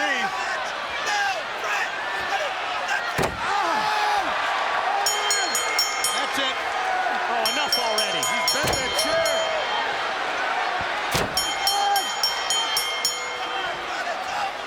Yeah, this is a new Bret Hart. This is a Bret Hart that people are going to have trouble controlling. I mean, officials and everybody. Ring that bell all you want. He hears it. He just doesn't care. I certainly hope Konnan is not severely injured. I hope he can. Lex Luger's arrived. Thankfully, we're talking about a man's career being in jeopardy. Luger's not done yet. Hart went in and took a swipe at Konnan again. Now Konnan in pain. It remains to be seen how seriously the man is injured. Again, the damage is done. And once again, this hit list that we discussed earlier, gentlemen, continues to grow. Add another name to the hit list. I wonder how much more of this Luger can take before he goes off the deep end. Trainer Danny Young has come out. Here's members of the refereeing staff here, and they're going to attend to him. And hopefully, well, the good news is Danny Young looked at it, talked to Konnan. Apparently, we are not going to need any extra medical attention. That is always a good sign. The bad sign is that, once again, another tally mark for Bret Hart, who is not counting his success in wins and losses here. He's counting it in injuries. We're going to take it out of Gene Okerlund. Gene, boy, this is a bizarre night. All right, Tony, they are taking K-Dog back, Lex Luger there. This happens very, very frequently, and this sport seems to just get a little more violent every time I step into the ring. Please, ladies and gentlemen, here on Long Island, welcome the World Television Champion, Chris Jericho.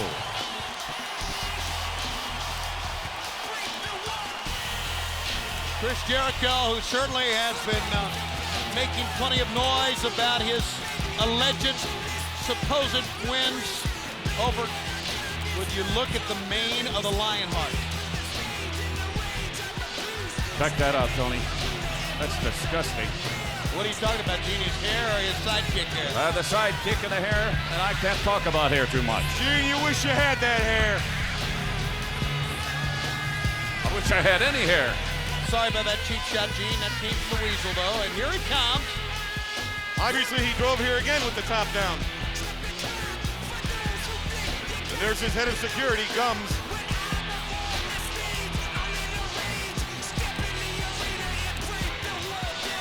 Is his shirt too small or his stomach too big? I don't know.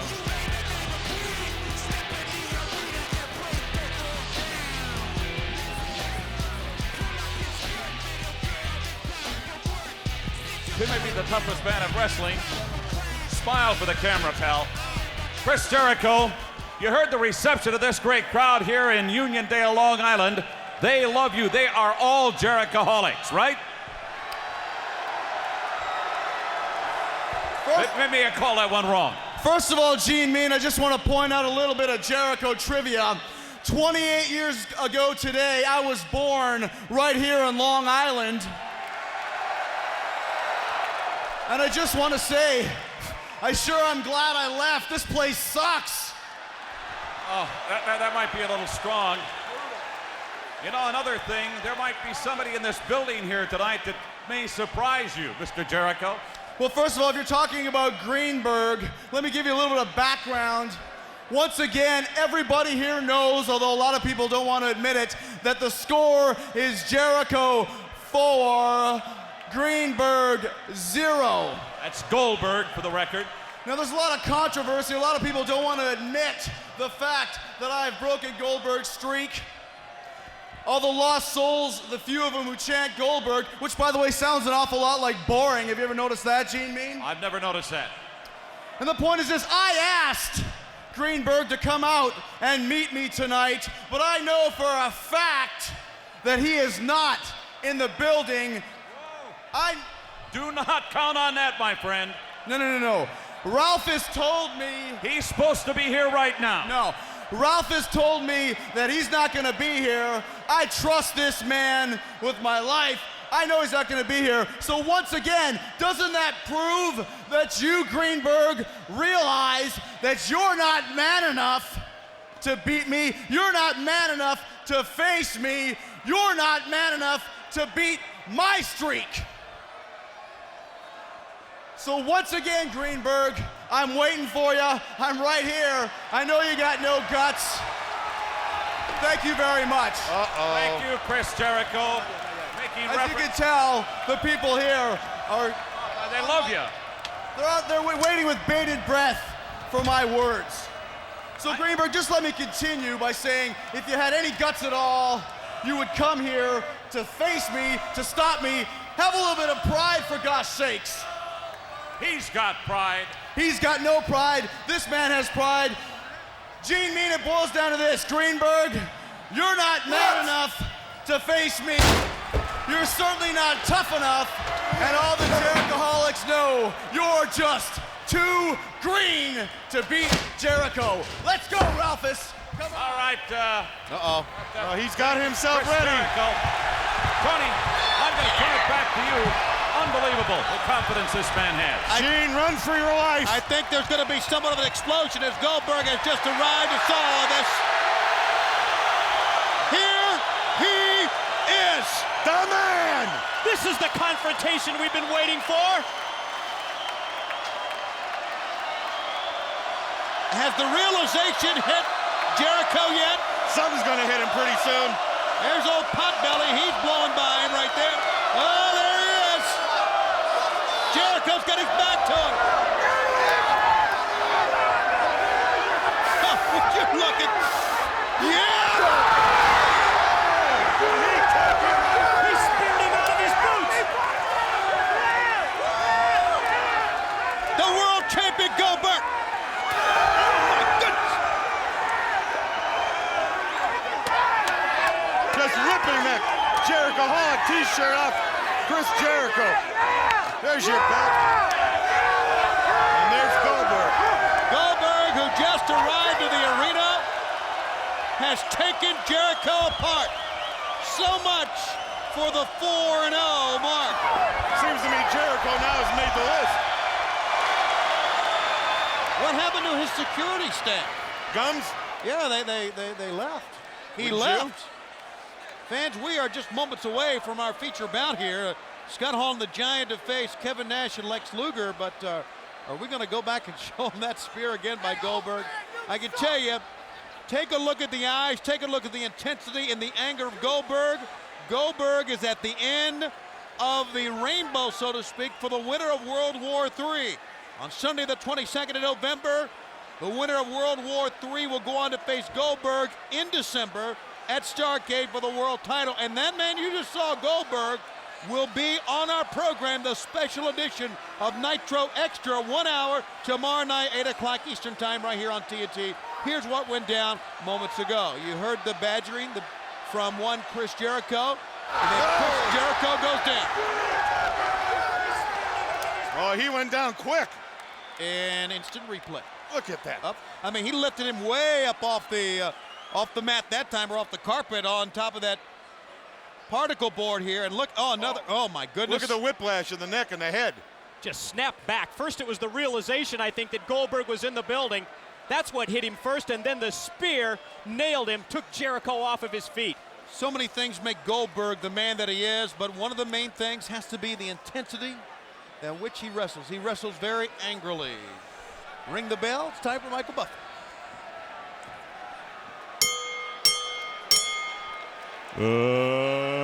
Ladies and gentlemen, the stage has been set for tonight's WCW Monday Nitro main event of the evening. A tag team match between NWO Hollywood, the black and white, and NWO Wolfpack, the red and black. Are Are you ready? Wrestling fans, are you ready?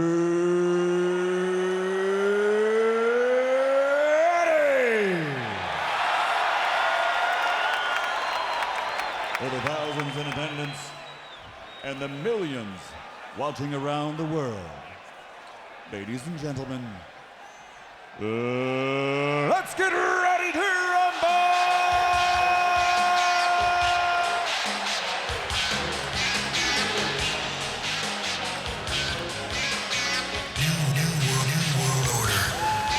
A lot has gone down here tonight, and as we said before, 1 hour tomorrow night on a very special Nitro Extra with Goldberg in a big title defense.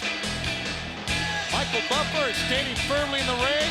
It's time for the black and the Coming white. to the ring at this time at a combined weight of 821.5 pounds. Wow. Representing the black and white of the original New World Order, now known as NWO Hollywood.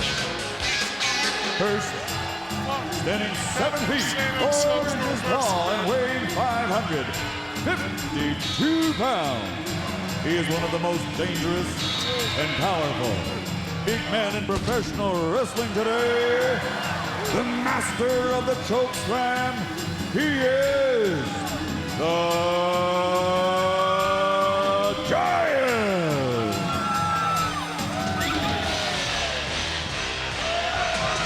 And his partner, standing 7 feet, 7 inches tall, 269.5 pounds. From Tulio, Florida, he is one of the founding fathers of the original New World Order. His anything goes mentality makes him an opponent to always be feared. The master of the outsider's edge, he is Scott Hall.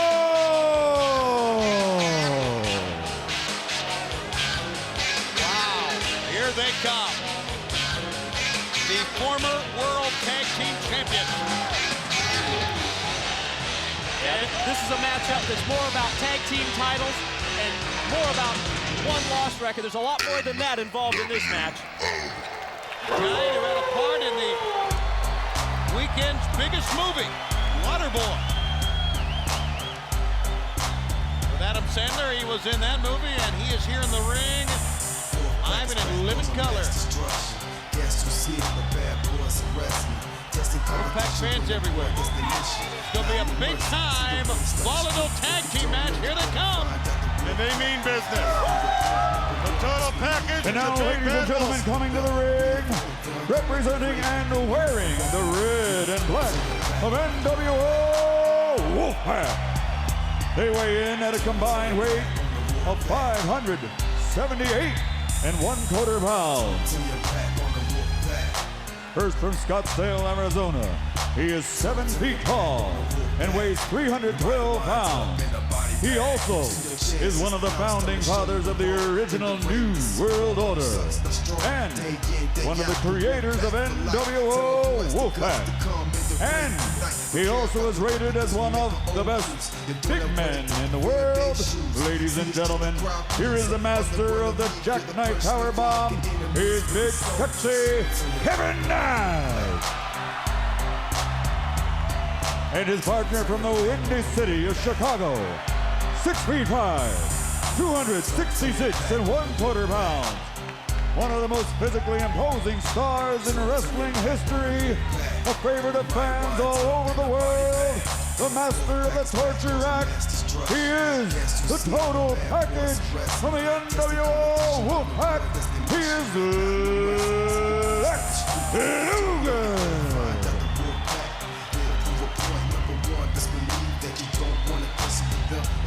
You truly have 4 of the biggest men in our sport, win-loss record-wise, size-wise, and if you look across the ring, ego-wise as well, when it comes to the Giant and Scott Hall. And we saw earlier in this telecast what the Giant and Scott Hall did to Kevin Nash the day after Halloween Havoc doing through a wall in a dressing room in Phoenix, Arizona, and I know he's got that on his mind. He even talked about it earlier, guys. did Kevin Nash. And of course, we saw right at the top of the program tonight that attack out in back of the arena here with the two limos pulling up.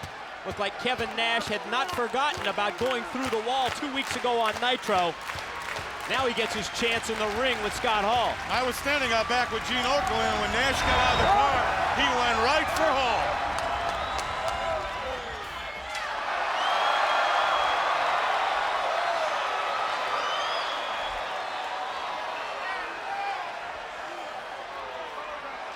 Look at the face of Scott Hall, and I've said it before, and it bears repeating. That certainly Scott Hall is seemingly after a match that Kevin Nash just pummeled the man and left him there, didn't even attempt to pin him. Left him laying after two jackknife power bombs. And that was a Halloween Havoc. That Scott Hall really has had a different demeanor. I don't know if it changed him or not, but he certainly has come to the ring in much better shape as of late. Been a more prepared Scott Hall. Very Prepared good. to wrestle. Very well said, Mike Tenay. That's why you are who you are, Mike. Here's a pickup. Is that why? That's one of the reasons. Oh, put the brakes on it, Kevin Nash. Missed a lariat. Scott Hall to the midsection. Scott Hall with a heavy right hand. He'll do it again. One of the finest hitters in the world. Oh, my goodness. And these two used to be the best of friends. Can't help but think that somewhere there is still respect, love, admiration, whatever you want to say. There's still something there between the two. Certainly, I remember the days when they ruled tag team wrestling, when they literally ruled pro wrestling. As Luger gets the tag in, it's going to be a low bridge, and it's going to be from behind. You can see that one coming. Oh. You hear the Giant from the ring apron screaming, turn around. I think he prevented that move. I think he did. He warned him that time. Hall should make the tag to the big man. Luger keeps the pressure on, though. And now runs over him with a lariat right-handed.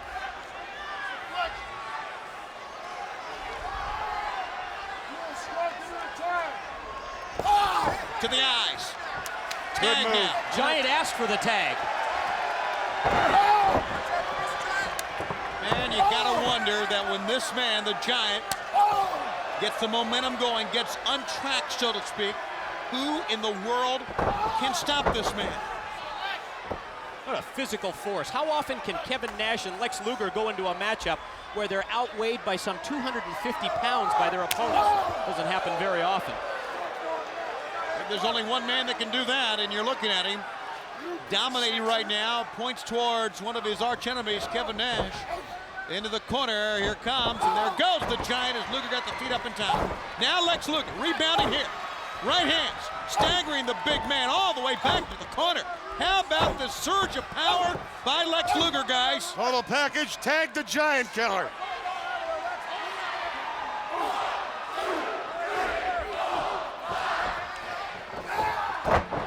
Smart move by Luger. He could see it, he could hear Scott Hall coming on, jumped up, and he paid for it. Well, it was almost as if he had eyes in the back of his head one time.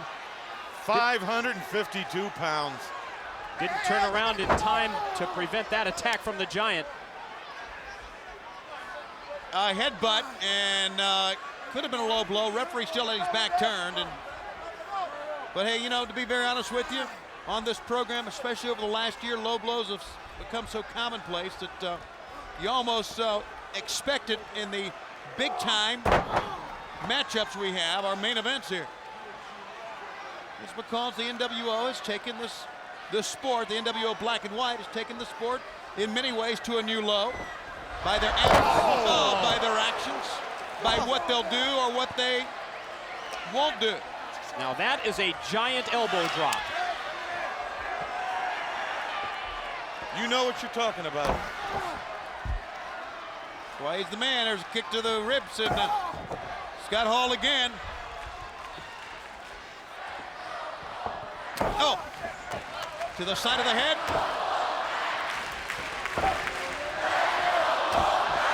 Now you hear the fans start to chant, "Let's go Wolfpack." They want the Wolfpack to get back into it, but I tell you, Hall and the Giant are in charge here now. Luger Luger's got to get to the Giant Killer. He's got to get to the corner and tag Nash. But can he do it?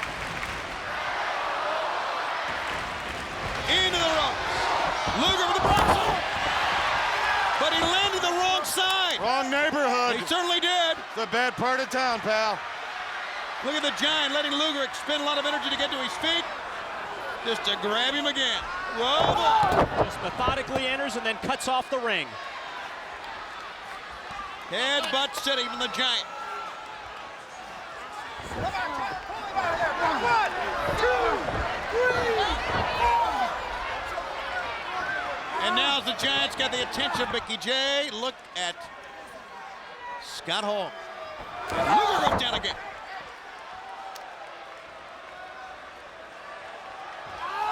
Oh, 552 pounds. Pull over at the truck scales. We got to weigh this man. Can crack a man's sternum. You notice we're very close to the 11 o'clock hour. We're going to hang in here till it's over. Stay with us, and don't forget, an hour tomorrow night, 8 o'clock Eastern time as well. That's right. With Goldberg. With Goldberg tomorrow night. As we go from that to this, back to the action. Luger trying to get to his feet. The Giant helps him up. They're going to try to headbutt him again. Oh, my goodness. Rocked his skull back that time. Luger's got to get to that corner. Wrong corner, Luger. Trying to get to his feet. Look at Scott Hall. They're just toying with him now. Pelter him on the back of the head and a wheel in a right hand to send him down. And I tell you,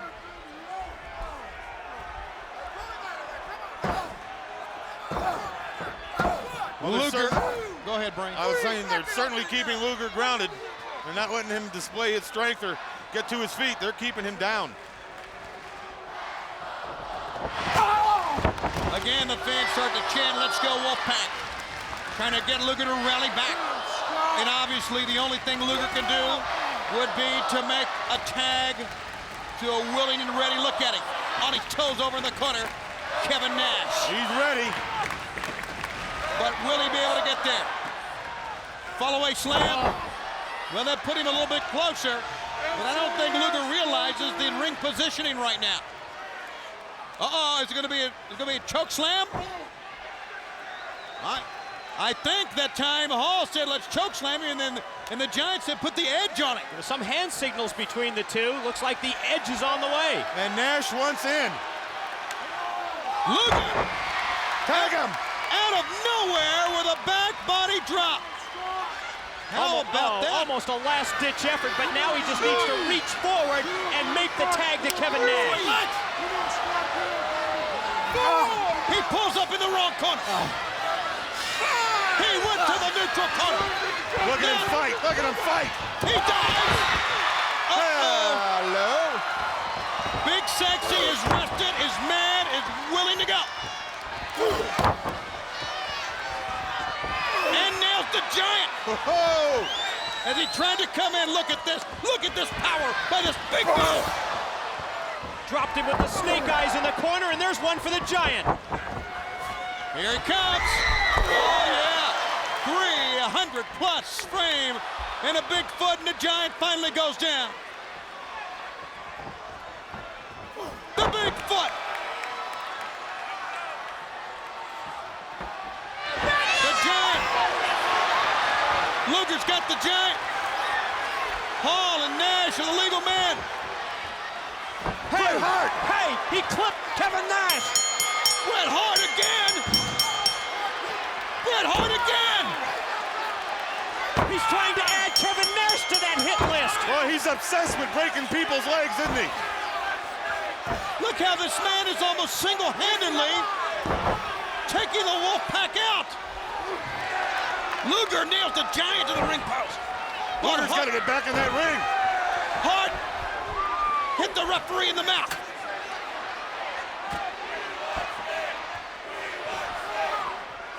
Oh my, finally. Got him out of the ring. It is 1 hour tomorrow night of a special edition of Monday Nitro, a Nitro Plus, 8 o'clock Eastern time. Join us at that time, fans. Good night.